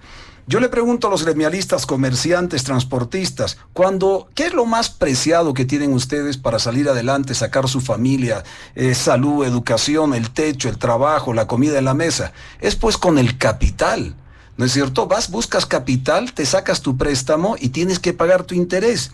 Pero tienes pues tus límites. Cuando tú sacas préstamos tienes tus límites. No te vas más allá porque sabes que el interés te va a costar. Ustedes producen, ustedes son parte de una visión productiva. El Estado no produce. El Estado no produce y sin embargo tenemos que pagar a 75 empresas deficitarias e ineficientes. Les tenemos que pagar 65,000 millones de bolivianos al año. 65,000 millones de bolivianos al año. Las alcaldías, gobernaciones y universidades se llevan 22,000 al año. 3 veces más se llevan los cuates del gobierno. 3 veces más los cuates del gobierno. Entonces yo le hago y el presidente nos dice: oiga, hay que conseguir créditos porque miren, con los 900 millones de dólares que vamos a aprobar, que ya le han aprobado casi la mitad, vamos a resolver el problema económico. La culpa es del Parlamento porque no se aprueban. Que conste que al señor ya le han aprobado 4.100 millones de dólares y todavía no ha desembolsado 3.400. O sea, de los 4.100 millones que se ha aprobado desde el 2021, 4.100 millones, el CUMPA, el caballero que está en la Casa Grande, no ha desembolsado, o sea, no ha sacado del sistema del BID, del Banco Mundial, de todos aquellos de la CAF, 3.400 millones que están ahí guardaditos. No los ha sacado y dice que son 900 millones el problema. Pregunta a los bolivianos: ¿con cuál nos quedamos? ¿Con el país que produce o con este Estado y con este gobierno y con este presidente que no produce? Los bolivianos se quedan con los que producen, pues, porque los bolivianos tienen que llevar comida a la mesa, techo y trabajo cada día. Y el gobierno es el que le chupa la sangre al boliviano porque se gasta el 88% del presupuesto en sus cuates, en los que están, pues, parte de ellos están hoy día en toda esta concentración del 3, 4 y 5, que ya lo tocaremos más adelante en el caso del MAS. Les voy a dar unas cifras, esto tiene que ser rápido para que se anoten. Miren, en los 20 años del gobierno de Evo y Arce, estos son los dos culpables de haberse gastado 60,000 millones de dólares en gas. Pero nos están dejando una deuda, porque se van a ir el 2025, una deuda de 40,000 millones de dólares entre la deuda externa e interna. Y les comento en qué debemos los bolivianos. Para que tome nota, todo usted, caballero, señora, gremial, comerciante, transportista, empresario, universitario, la familia boliviana, escuchen en qué debemos nosotros, en qué nos ha metido el entuerto, en qué nos ha metido deuda de por vida este gobierno de 2 presidentes, este régimen de 2 presidentes, Evo y Arce. 13,000 millones de dólares es deuda externa, 13,000 millones de dólares le debemos a instituciones externas. 5,300 millones de dólares le debemos al Banco Central, los bolivianos. Porque claro, el tema del litio, las inversiones mal hechas del YPFB, el fondo indígena que se llevó 1,000 millones, BOA, El ingenio San Buenaventura, aquí en el norte de La Paz, frontera parte con Beni, 300 millones de dólares. Al Banco Central, nuestro banco, le debemos 5.300 millones de dólares. Les voy sumando. El gobierno ha recibido del Banco Central en el TGN 17.000 millones de dólares. 17.000 millones de dólares. Y solo el presidente de esos 17.000 millones que el Banco Central le ha pasado al gobierno central para cubrir su déficit, para que siga habiendo flujo de caja, platita que vaya circulando, pero es nuestra plata que ellos sacan de nuestro Banco Central y meten y gastan a través del Estado con sus 75 empresas. El año 23, el año pasado, el presidente se endeudó 4.100 millones de dólares solo de nuestro Banco Central para mantener el gasto irracional de este Estado, el déficit.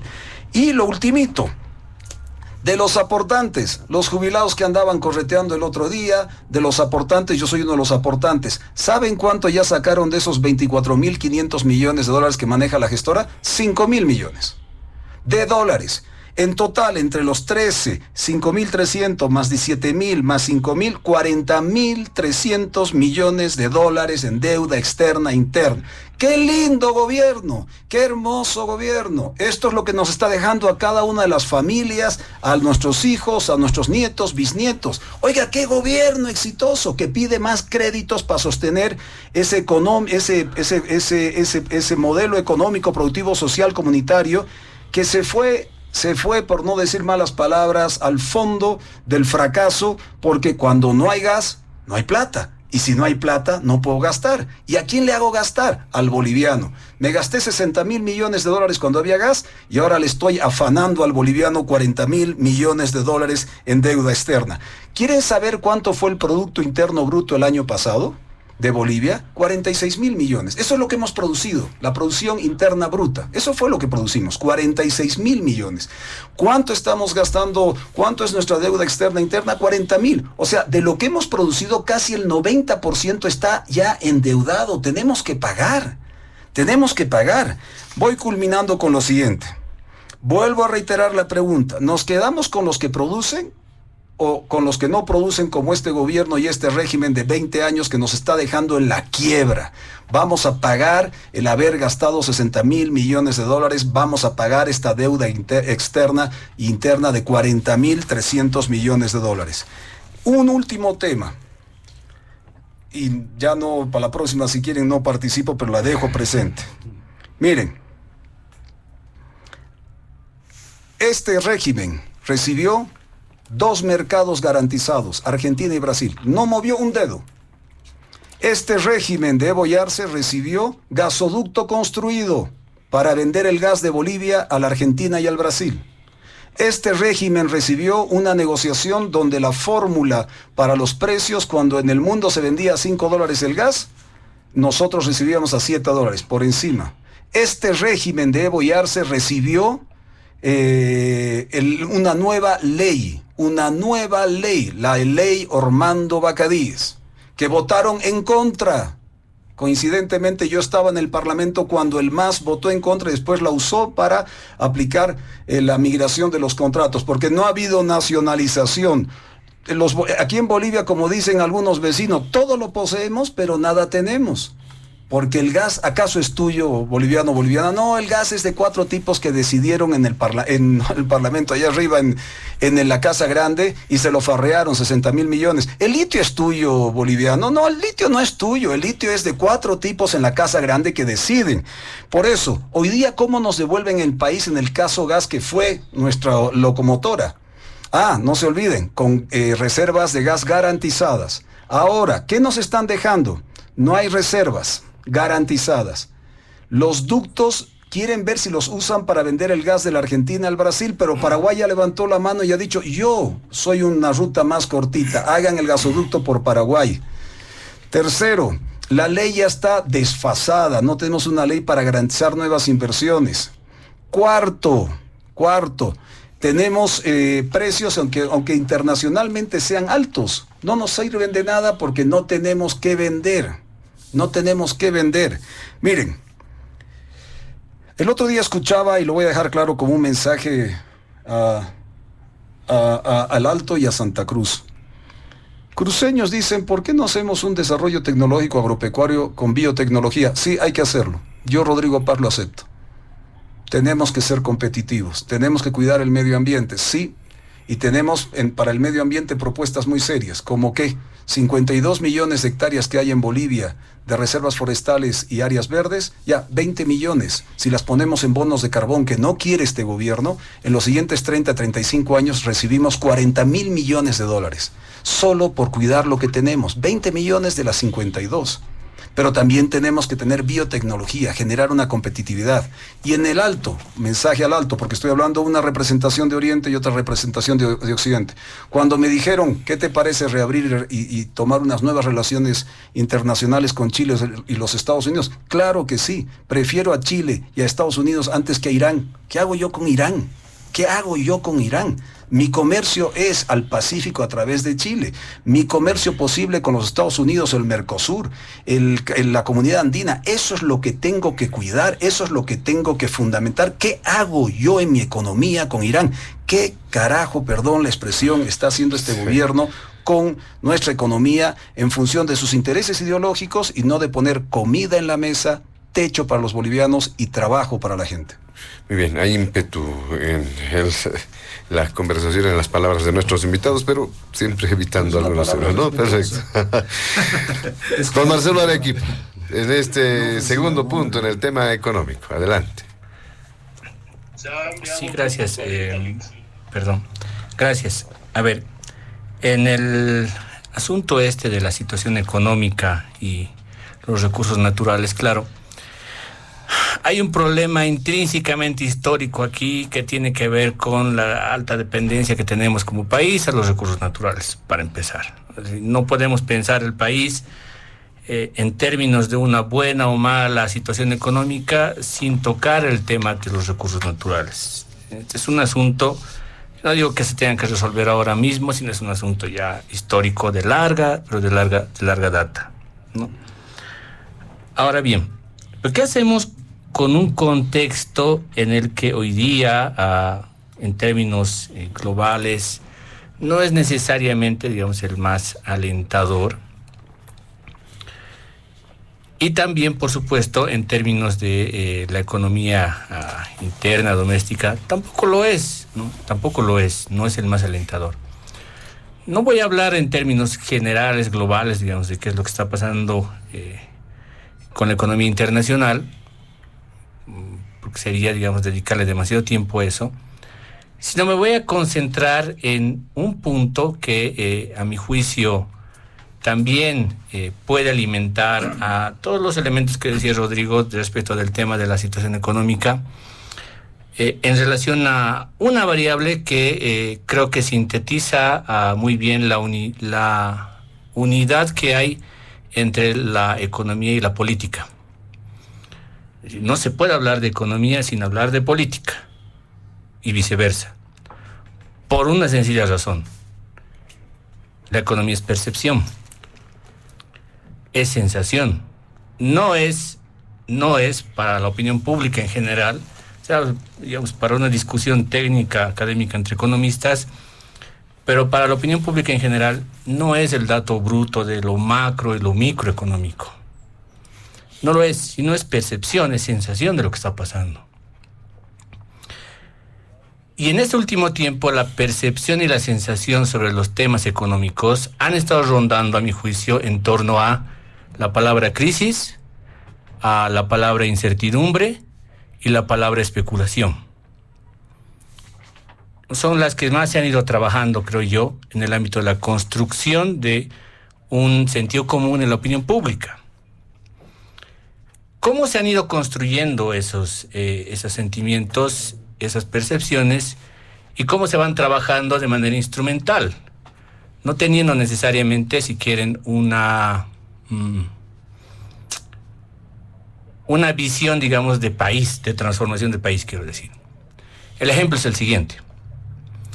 En una cadena televisiva, hace unos días atrás, nacional, en una entrevista además importante, en uno de los programas más vistos probablemente en el país en la noche, al empresario Doria Medina le preguntan lo siguiente: ¿por qué usted, a pesar de que sostiene que vivimos en crisis económica, a pesar de que sostiene eso, sigue invirtiendo en Bolivia? ¿Por qué gasta su dinero en Bolivia? ¿Qué lo motiva a hacer eso si vivimos en crisis? La respuesta para mí es el enmarque perfecto de lo que está pasando en gran medida como una de las aristas de lo que significa esa percepción negativa. El empresario responde: los que conocemos la realidad de este país sabemos de sus problemas. Y como sabemos de sus problemas, sabemos manejarnos en esta realidad. Yo no tengo, o más bien para emprender los grandes proyectos inmobiliarios de construcción que tengo, no tengo contraída mi deuda en dólares en el sistema bancario. Mi deuda la tengo contraída en bolivianos. Eso es lo que dijo. Claro, curioso, pues, porque estamos hablando de alguien que se ha prestado probablemente millones de bolivianos. Ni siquiera miles, no es para comprarte tu primer departamento o hacer arreglar tu vivienda o un anticrético. Estamos hablando de alguien que sabe muy bien moverse en el mercado económico y sabe muy bien beneficiarse de eso. Y estamos hablando además de alguien que tiene, con una alta probabilidad, pues, divisas en el exterior. ¿Qué haces tú como empresario al saber que en el mercado económico boliviano hay un precio fluctuante del dólar y tienes tus dólares afuera?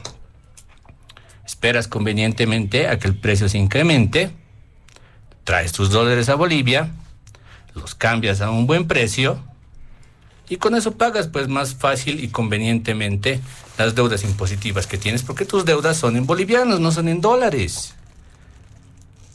O sea, estoy queriendo un poco retratar una de las aristas, ojo, no estoy diciendo que sea la única, pero una de las aristas que tiene que ver con la situación económica que estamos viviendo y el tema del clima de la especulación, el clima de la incertidumbre y el clima de la crisis económica. Una de las aristas, ojo. Segunda pregunta, que para mí fue igual interesante escucharla. La Asamblea Legislativa Plurinacional debería aprobar los créditos que están pendientes a propósito de la línea Café del teleférico.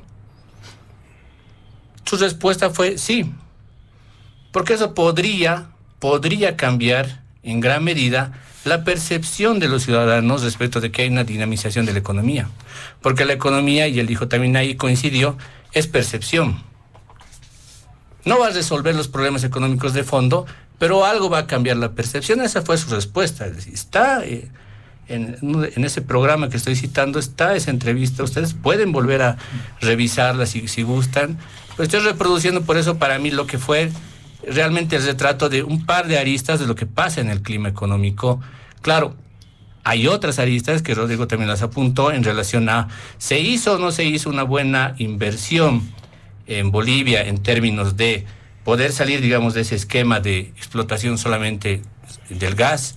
Y además, ¿por qué probablemente no se invirtió en exploración para encontrar más reservorios, más pozos, o quizá para potenciar más el lado productivo? Y ahí está el lado industrial con el tema del litio y lo que hemos estado viviendo en estas últimas semanas con ese escándalo respecto de qué se hizo y qué no se hizo, como contratos que se habrían probablemente, digamos, malversado en fondos públicos.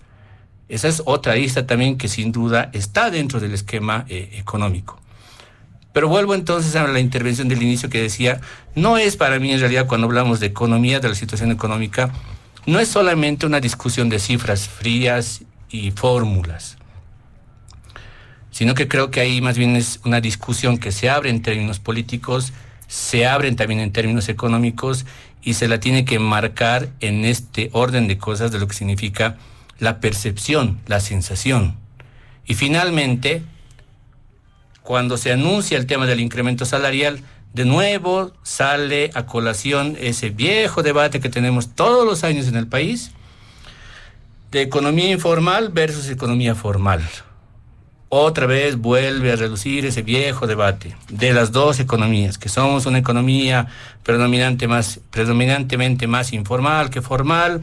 Luego, por tanto, eso no está bien, deberíamos formalizarnos todos, ese es el camino, cuando en realidad, en el fondo, probablemente hay un circuito en realidad económico, probablemente estoy diciendo, de complementariedad entre estas dos economías. Ese es el fondo del asunto que creo que no lo estamos tocando. Claro, la visión es ahí, o blanco o negro. Tienen que formalizarse todos, porque la única forma de poder salir de este entuerto es formalizándonos. Haciendo un lado y desechando lo informal, y no viendo los matices que hacen a lo que es probablemente nuestra cultura política, que está arraigada ya desde hace muchos años y que está muy metida, creo yo, con el tema de la economía informal también, ¿no? Muy bien, muchas gracias, don Marcelo Arequipa. Cerrando este segundo punto, el doctor Williams Bascope. A ver, este segundo punto, la situación económica del país y los recursos económicos. Miren, yo quiero puntualizar lo siguiente. El Banco Central de Bolivia ha sacado recién en estos días un informe y ha indicado que las reservas internacionales netas han subido en un 5%, es decir, 1.796 millones. Y que en realidad el 2023, el año pasado, se había cerrado con 1.709 millones. Es decir, que hoy en día había subido 87 millones más. Es decir, actualmente son 1.796. Cuando teníamos la bonanza del gas, el 2014, el 2015, cerrando junio del 2015, ¿sabe, pueblo boliviano, cuánto eran las reservas internacionales? Porque el Banco Central ha dicho, reitero, 1.796 tenemos millones de dólares en reserva. Hoy, 1.700, que es lo que nos permite sostener el Estado y la economía boliviana. 1.796 millones. El 2015, en pleno auge del gas, las reservas internacionales estaban en 14.707 millones. 14.707 millones versus lo que es el 2024, 1.796 millones. Se lo han farreado la bonanza del gas. Han malgastado, se la han despilfarrado. Es decir, que el movimiento al socialismo ha fracasado en su modelo económico, porque estamos bordeando, tenemos un déficit fiscal y estamos bordeando una situación bien dura. Y y tomo las palabras que decía Marcelo, el tema económico no se puede hablar sin el tema político y viceversa, es la sensación. No hay mejor termómetro que el ciudadano de a pie afuera, pues. Afuera ya no hay circulantes, señores, no hay dólares. No hay dólares. No se puede encontrar dólares si no es más de 8.90 y tantos, creo, el dólar ahora. No existe dólares como para comprar. Quienes tienen anticréticos, quienes trabajan con los dólares, no pueden en este momento tener dólares. Y esto agrava. Segundo punto, el circulante. Hace tiempo, usted, señor gremialista, que está en la calle, ¿ha visto cómo han bajado las ventas? ¿Ha visto cómo el tema de la canasta familiar también ha empezado a subir un poco? Hay una devaluación. ¿Y hay capacidad de ahorro? No existe la capacidad de ahorro ahora. Hoy en día los bolivianos, el ciudadano de afuera, el de a pie, no vayamos solamente al taxista, al transportista, al gremialista, al profesional arquitecto, al profesional médico, al profesional abogado que se alquila un consultorio. El mes pasa rápido. ¿Realmente este profesional tiene ya capacidad de ahorro? No tiene. La sensación ya de la gente en el bolsillo se está sintiendo. Señores, se nos está acabando el gas. Lo que Rodrigo hace tiempo le escuchaba hablar del seguimiento que hacía del gas. Recuerdo muy bien que se nos decía que teníamos 9 TCFs en la medida, 9 TCFs. Es más, cuando el gonismo entró dijo que éramos obviamente una potencia gasífera, teníamos 50 TCFs, 25 creo probadas, 24 por probarse, se manejaba esas veces, ¿no es cierto?, en la época de los neoliberales. Ocurre que en realidad no había sido los 24 o 25 TCFs que se tenía en la época de los neoliberales que decían ellos, habían inflado la cifra. En realidad se había tenido 11 o 9 TCFs. Hoy en día tenemos creo 2 TCFs y menos todavía va bajando porque ya terminamos creo el contrato este año con Argentina, con Brasil será pronto y no tendremos ni siquiera para el abastecimiento interno. ¿Han explorado realmente nuevos pozos? No, porque no van a venir empresas internacionales a este país a invertir cuando realmente la inseguridad jurídica es terrible en este país. El litio, se ha cuestionado el tema de las piscinas. Se supone que eso debería arrancar y ayudarnos. Hay una irresponsabilidad desde el levismo que ahora se apuntan con el arcismo. ¿Quién tiene la culpa en este tema del litio? Tenemos la capacidad de realmente llevar adelante la explotación del litio cuando le hemos dado el contrato a intereses chinos y rusos quienes no tienen mucha experiencia en el tema del litio. No. Señores, el tema económico se está sintiendo. Y ojo, las empresas estatales deficitarias en este país seguimos sosteniendo a las empresas Carton Ball, Quipus, Turismo. ¿Qué tiene que ver Turismo? ¿Por qué tenemos que ser agencia de turismos del Estado? ¿No es eso para la iniciativa privada? ¿Qué está haciendo el ingenio azucarero donde se han 21 millones de San Buenaventura en su capacidad? Está en un déficit total. Son más en el país, más de 500,000 de funcionarios públicos. El Estado es el máximo empleador. ¿No debería ser el empresario privado? Señores, están votando lo poco que ya estamos produciendo en este país en sostener la burocracia del Estado, y es por eso que la iniciativa privada se encuentra amenazada, además con un régimen tributario totalmente triturador y que deberíamos modificar a futuro, pero no. Viva el socialismo del siglo XXI, amplíen el Estado tiene que ser hasta empresario vendiendo pasajes de agencia de turismo, ¿no? Pero métanle nomás. Esa es la economía que ha hecho Evo Morales y que Arce Catacora lo está reproduciendo. Ahora bien, y el otro día sale Huarachi y dice, pero si estamos creciendo económicamente, y minutos antes el presidente está diciendo y está acertando que sí ya no hay plata. Y Huarachi dice que sí hay, claro, con una boleta creo de 35,000 bolivianos mensuales. ¿Cómo no va a estar bien él? Pues está entre los nuevos ricos de este país. Los nuevos ricos de este país se han hecho en la oligarquía evista y la nueva oligarquía emergente de los arcistas. Los únicos que están bien en este país y tienen capacidad de ahorro son los funcionarios públicos, señores. Usted, ciudadano que me escucha en la calle, ¿está pudiendo ahorrarse? No, pues, no lo está haciendo. Ni siquiera gente profesional ya tiene capacidad de ahorro, está retrasando sus pagos si se ha comprado una casa, un departamento, porque también no hay cómo pagar, porque no hay capacidad de ahorro. Y decir, y esto un poco a Marcelo le digo, hay que reflexionar en esto, decir que Samuel Doria Medina, ¿por qué no se va afuera? O un otro empresario, Branko Marinkovic. Miren, yo lo que veo la sensación de estos dos ciudadanos que son influyentes en el tema político y económico, por lo menos yo tuve la suerte de hablar con ellos, y uno les pregunta, ¿por qué no se van del país? Y hay algo que sí es cierto. Uno no se siente cómodo fuera de su país. No es un buen termómetro decir que dos ciudadanos que tienen harta bonanza económica, ¿por qué no se van del país? Yo más bien pregunto a los masistas, oigan, ¿por qué no cierran las empresas deficitarias? Y dejan de realmente ser succionadores de todo lo que se tiene en este país. No creo que realmente sea sensato apuntar a los que tienen cierta economía estable para decir que estamos bien, no.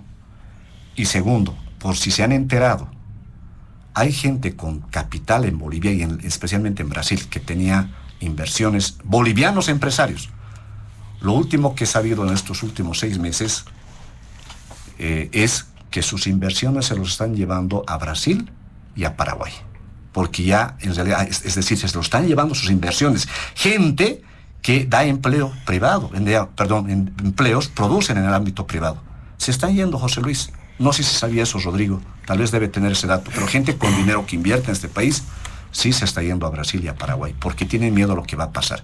Eso es la economía en este país, José Luis. Eso es lo que veo como ciudadano. Perfectamente, muchas gracias al doctor Bascopé. Rápidamente nos vamos al último punto de diálogo en Panamericana. Por la premura del tiempo, 5 a 6 minutos, por favor, a lo sumo, por este último punto, que tiene que ver con la situación interna en el movimiento al socialismo a propósito del Congreso que se lleva adelante en la ciudad de El Alto, de parte del ala arcista del MAS. ¿Qué dice el senador Rodrigo Paz? Te voy a decir una cosa. La mentira ya no tiene tiempo. Es con la verdad nomás que vamos a cambiar. Cuando dicen que aquí no hay inflación, mira, ahorita recientito.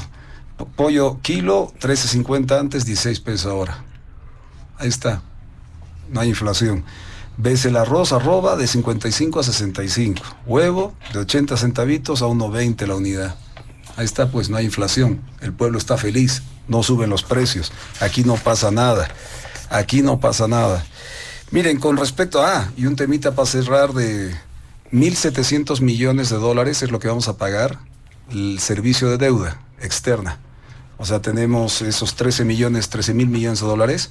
Este año vamos a tener que pagar, y tal vez un poquito más, 1.700 millones de dólares. El presidente dice que aprobemos sus 900 millones. Se ha aprobado casi la mitad de los créditos que ha pedido el presidente. De hecho, yo he aprobado y votado a favor de las 8 vías para el tema del Alto, porque es una infraestructura nacional, ¿no es cierto? No solo es para el Alto. Pero de esos 900, aprobando los 900, no llegamos ni a pagar ni el servicio, la deuda, o sea, los intereses. Cuando tienes capital, tienes que pagar tus intereses, ¿no es cierto? Con el banco o quien te presta. No llegamos ni a pagar los intereses de la deuda externa. ¿Qué tal? No, si vamos bien, vamos bien. En cuanto al tema del MAS, mire, yo no voy a aumentar más allá de lo que dije antes, de que son dos bandos y hay dos bandidos. Y ninguno de los dos produce. Este país se tiene que definir con gente que produce y genera producción para el país, genera economía, que emprende, que no le tiene miedo, sean ricos, sean pequeños, medianos o grandes empresarios. Hace poco se sentaron para hacer un acuerdo de exportaciones, de financiamiento, donde tendrían que aparecer los dólares no aparecen, y del tema provisión de hidrocarburos. Aquí tal vez en las ciudades haya un poco de, no se tenga filas, pero en los campos productivos, en la agroindustria, hay filas. No hay diésel, no hay diésel. Entonces, esos 10 puntos que acordaron con el sector productivo del país, el formal, no se ha cumplido uno. Yo lo que creo es que el problema del MAS es que no va más, pues, no va más. No producen, son mancagastos. Estos tipos se cuelgan del Estado, viven del Estado. Y si no es una banda con el bandido Arce, es la otra banda con el bandido Evo. Y los dos juntos por ahí se juntan o no se juntan, pero igual nos van a corretear a todos. O sea, algo estoy de acuerdo con William, es que bienvenido, Evo, a la persecución que nos has metido 16, 17 años, especialmente, yo lo sé, por la cantidad de procesos que iniciaste solo para corretear, para después negociar, para buscar un espacio. Es tu forma de hacer las cosas. Y tu hijo, que es Arce, porque es papá e hijo, se están peleando la casa, te están queriendo quitar la herencia antes de tiempo, te están queriendo quitar la propiedad antes de tiempo. Resulta que aprendió a ser más mañudo que vos y aplica con mayor dureza y firmeza todo lo que significa desde el centralismo, desde el presidencialismo, la ejecución y persecución de la gente. Es así nomás, y la gente lo sabe. Pero yo tengo fe que tal vez no es el mejor momento posible para pelear esto. Porque tal vez los que no estamos bajo el amparo del gobierno, lo mejor sería estar callados, veamos cómo sobrevivimos. Es más, como alguna vez un hijo mío me dijo: papi, ¿qué haces en esto? ¿Por qué peleas por esto? Es la patria, pues. Mi abuelo, héroe de la guerra del Chaco, decía: Bolivia, la patria que nunca nos abandona. No sé si eso lo tendrán todos, pero en el fondo es la patria, este sentido de pertenencia. Y tal vez no es el mejor momento, pero yo lo que sí creo que es el mejor momento posible. Tal vez no es el mejor momento de enfrentarse a este Goliat abusivo, pero tal vez lo único que nos queda, que aunque sea el peor momento, es nuestro momento posible. Esto es lo que Dios nos ha dado. Este es tu escenario, Rodrigo. Este es tu escenario, Juan, Pepe, José, gremial, comerciante, transportista. Este es tu escenario para pelear por un país con mayor dedicación a aquellos que producen. No puede ser que el 80% de la economía nacional sea informal. Algo estaremos haciendo mal. ¿Por qué no los atendemos? ¿Por qué no los vemos y dejamos de ahogar solo ese 20%? El MAS no lo va a hacer. La pelea de estos dos bandidos de esta banda es para quedarse con el botín, que es el Estado, donde se mueven 7.000 millones de dólares. El MAS no va a dejar. No, perdón, me retracto de esto. No puedo acusar a los masistas. Ellos han sido engañados por dos caballeros, Evo y su pandilla, y Arce con su banda. Las dos bandas han engañado a un país, a un proceso, a una construcción democrática, a una construcción constitucional que hoy día nos da la peor justicia de la historia, que hoy día nos da el peor Tribunal Supremo Electoral, que hoy día nos quieren quitar a través de ese decreto que quieren llevar adelante los derechos a tener redes sociales. Familia boliviana, actívense, redes sociales y el Internet. Todo pasa por el Internet. Por lo menos que quede en esta participación de Rodrigo Paz esta alerta al país. Porque si no nos movilizamos, vuelvo a indicar, tal vez no es el mejor momento posible, tal vez es el peor momento posible, pero es nuestro tiempo posible para cambiar nuestro destino. Y yo creo y cierro con lo que decía mi abuelo, que era otro gran apasionado por la patria, José Luis. Porque a veces decir un carajo no es ofender, sino establecer una conducta ante la necesidad. Bolivia, la necesidad de cambio con esperanza. Bolivia, la patria que nunca nos abandona.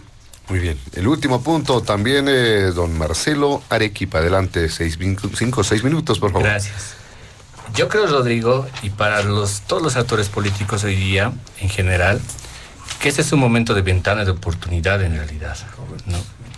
Es una ventana de oportunidad en la que las organizaciones políticas y los propios actores políticos pueden utilizarlo o para refundarse y actualizarse a los tiempos que hoy día la sociedad está reclamando, porque el 2025 vamos a vivir algo en términos históricos, políticos, sumamente significativo, el bicentenario. Y un proceso electoral general además. Y con todo el significado histórico de la palabra, creo que de verdad hoy día actores políticos y organizaciones políticas están en un momento importante de ventana de oportunidad en el que pueden o refundarse o refundirse simplemente.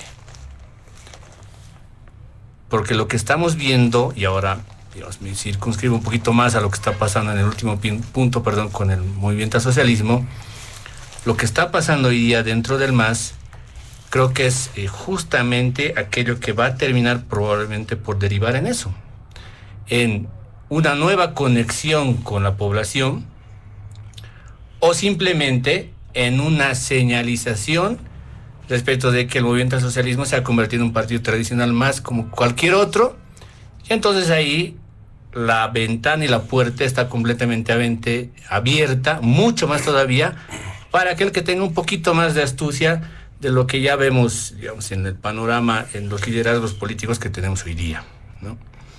La disputa hoy día dentro del MAS creo que se centra básicamente en los dos conceptos que todo el tiempo andamos hablando nosotros que analizamos esto, que tiene que ver con legalidad y legitimidad, ¿no? Está puesta en discusión la legalidad de si un congreso es legal u otra convocatoria es legal. Está también puesta en duda si uno es más legítimo que el otro. Y ahora mismo, al parecer, por lo que está ocurriendo en el Alto, uno de los dos lados está terminando por imponerse y por ganar. Pero tiene que hacerse un trabajo conjunto otra vez, entre lo que es la legalidad y la legitimidad. Y la legitimidad la vas a empezar a construir en la medida en la que puedas lograr refundarte, no en la medida en la que puedas anular al otro. Porque si tu búsqueda y tu opción es solamente anularlo al otro, no te vas a poder refundar, es decir, y te vas a quedar en ese círculo que significa lo que decía hace un momento atrás, en que la gente te identifique como parte de un partido tradicional más y como parte de lo que no es una respuesta para este país, ¿no? No es poca cosa lo que hoy día está viviendo el movimiento al socialismo, en su interior, no es poca cosa. Va a marcar sin duda, creo yo, el curso de la política de aquí en adelante. Lo va a hacer, y en términos históricos además, por la figura misma de lo que representa el expresidente Evo Morales, seguramente esto hasta va a tener, digamos, un ribete internacional, sin duda. Pero en términos políticos lo que estamos viviendo, creo yo, es tanto más significativo como lo que le pasó a Lemener en su momento también. Tanto o más significativo. Por eso creo que a ratos hay que mirar esto con un poquito más de distancia, pensándolo más en términos más grandes, más generales en realidad, y pensando en el horizonte que se viene de aquí en adelante después del 2025, que es para mí un momento en el que vamos a inaugurar un otro ciclo político en el país. Se está terminando un ciclo político con una transición de por medio, transición política, y eso es bueno pues, en realidad, porque tiene que haber una transición política, porque si no de otra forma sería un quiebre abrupto y duro, y muy duro y traumático para la población, y es mejor que haya en estos términos esa transición política y que luego se inaugure un nuevo ciclo político. Un nuevo ciclo político que vaya a durar en promedio en el país, suelen durar entre 20 y 25 años, pero eso pasa por una oferta, ¿no? Y por refundarse a sí mismos en términos políticos. Gracias. Muy bien, muchas gracias, don Marcelo Arequipa. Para finalizar los últimos minutos, Williams Bascope. Bueno, el último punto que se nos ha dicho que podamos saber es la situación interna del MAS y la consolidación supuestamente de su congreso, ¿no?, que se está haciendo.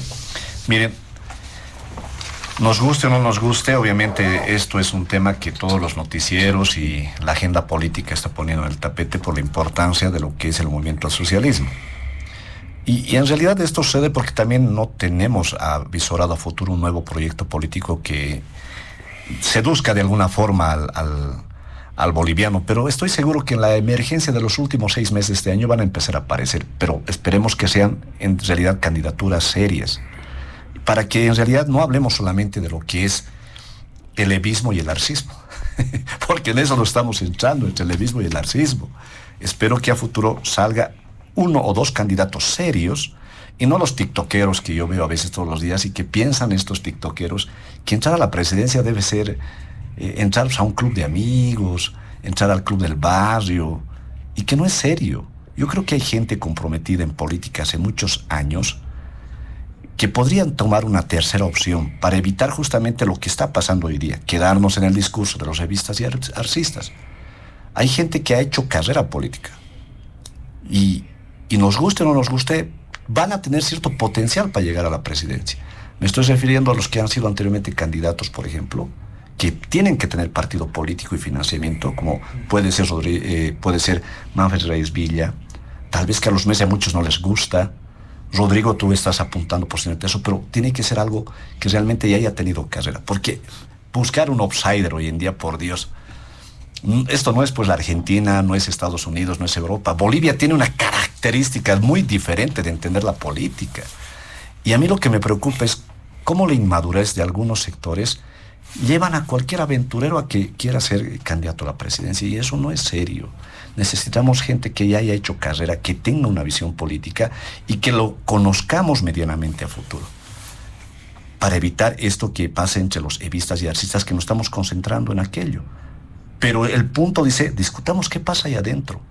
Miren, lo que pasa entre los evistas y arcistas, estoy de seguro que no va a beneficiar a ninguno del país, de los ciudadanos de a pie. Les va a beneficiar a ellos. ¿Qué se están peleando los evistas y arcistas? Están peleando el espacio de poder, donde se manejan millones de dólares. Se están peleando eso. Es decir, lo que Rodrigo les ha bautizado esta banda de delincuentes, ¿no? No he dicho de bandidos. Perdón, de bandidos. Una expresión muy tarijeña, ¿no? Delincuentes políticos, digamos así, ¿no? Lo disfracemos así, ¿no? Para quedar elegante. Estos ciudadanos que se están peleando el tema de quién va a ser el próximo candidato 2025. Esa es la pugna del poder de fondo. Van a pasar primero por quién tiene el Poder Judicial y el Tribunal Constitucional, pero a la vez quieren sí agarrar la sigla para ser candidato el 2025. La rosca desplazada de los evistas, esa rosca palaciega, que han sido, obviamente son los nuevos ricos de este país, y la nueva rosca emergente y los nuevos ricos de este país, que son los arcistas, se están peleando lo que queda de poder económico y poder político en este país. No están preocupados por si la economía está bien, si la justicia va a mejorar, si realmente el gas nos está acabando, si el litio lo vamos a industrializar. No están discutiendo eso, lo que menos les va a importar en este momento no es, nos agarramos la sigla y con eso nos vamos de candidatos el 2025. Y ahí, Obviamente, el que se está terminando de imponer parece, porque tiene el poder del Estado, a un paso, parece el ala arcista.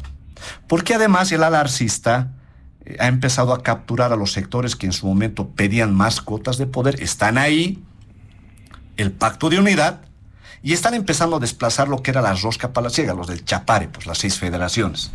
Estos sujetos que piensan que son dueños del país y amenazan con convulsionar cada vez, ¿no?, a su propio gobierno, conspirando.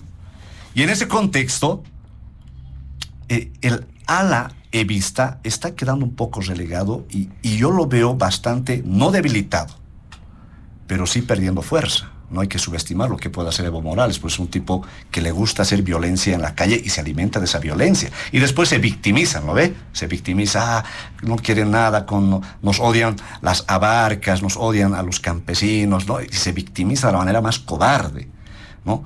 Lo que estoy manifestando es que el evismo no va a quedar con los brazos cruzados con este congreso que se está desarrollando hoy sábado y que mañana domingo va a salir sus conclusiones. Y lo que digan ahí, seguramente la siguiente semana va a marcar agenda. Lo va a hacer. Y a partir de eso, veremos qué se viene de la reacción del ala evista. Ahora bien, ahí, realmente el Estado plurinacional, este proyecto que ya se ha agotado, ¿ha beneficiado algo al país? Hay que hacer un debate de eso. Pero económicamente ha sido un fracaso, porque solamente ha producido nuevos ricos, una nueva oligarquía azul de la anterior rosca de los evistas, un emergente que son los arcistas, y lo peor de esto, con esto acabo, la sociedad ha empezado a corromperse y a bajar sus valores. Mucha gente ya no está dispuesta a salir a luchar a las calles, hay un agotamiento de la gente, por todo lo que ha pasado con nosotros, los políticos. Y no está reaccionando porque, si se dan cuenta, la corrupción es más obscena y lo están normalizando, que ya ahora el ciudadano de a pie no le interesa mucho lo que vaya a suceder con lo que hagan los arcistas o evistas o la oposición, porque ya no tenemos un nuevo proyecto político. Y ojalá, y reitero nuevamente, como decía, ojalá los nuevos actores políticos que vengan realmente sea gente seria, con un proyecto serio y con un partido político que le haga pugna a lo que es el MAS y realmente tengamos que tener una nueva esperanza. Bolivia necesita nuevos hombres y mujeres con nuevos sueños, que nos seduzcan, que nos enamoren y nos permitan soñar, como lo hicieron en su momento los que nos propusieron el Estado plurinacional y caímos redonditos y después nos decepcionaron y nos traicionaron y fuimos los más engañados. Yo creo que el país se merece algo más que simples tiktokeros. Necesitamos políticos serios en este país. Políticos que realmente manejen el tema económico, el discurso político, la psicología de las masas y realmente organicen. Pero eso se hace con partido político y con dinero. Si no, véanme como yo he visto la política desde adentro y he tenido realmente ciertas limitaciones porque ahí adentro es con guitarra otra cosa. Hay que tener partido político y hay que tener plata. Les guste o no les gusta a la gente. Y a la gente les digo, dejen por favor de denostar a todos los políticos que salen y vean quién puede realmente hacer frente a futuro al movimiento al socialismo. Muchas gracias, país, muchas gracias a toda la gente. Bueno, de esta manera, amigos de todo el país, llegamos a la finalización de Diálogo en Panamericana. Agradecemos la presencia de nuestros invitados especiales de este fin de semana, al senador tarijeño Rodrigo Paz Pereira, también al politólogo Marcelo Arequipa y finalmente al abogado constitucionalista Williams Bascopé Laruta. A nombre de la dirección de Panamericana, la planta ejecutiva y quien les habla, José Luis Flores, el compromiso de que el programa retorna el siguiente fin de semana. Permiso. Diálogo en Panamericana.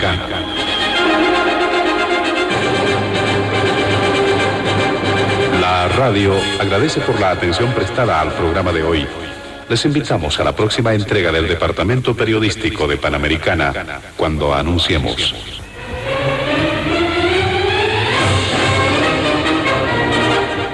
Diálogo en Panamericana.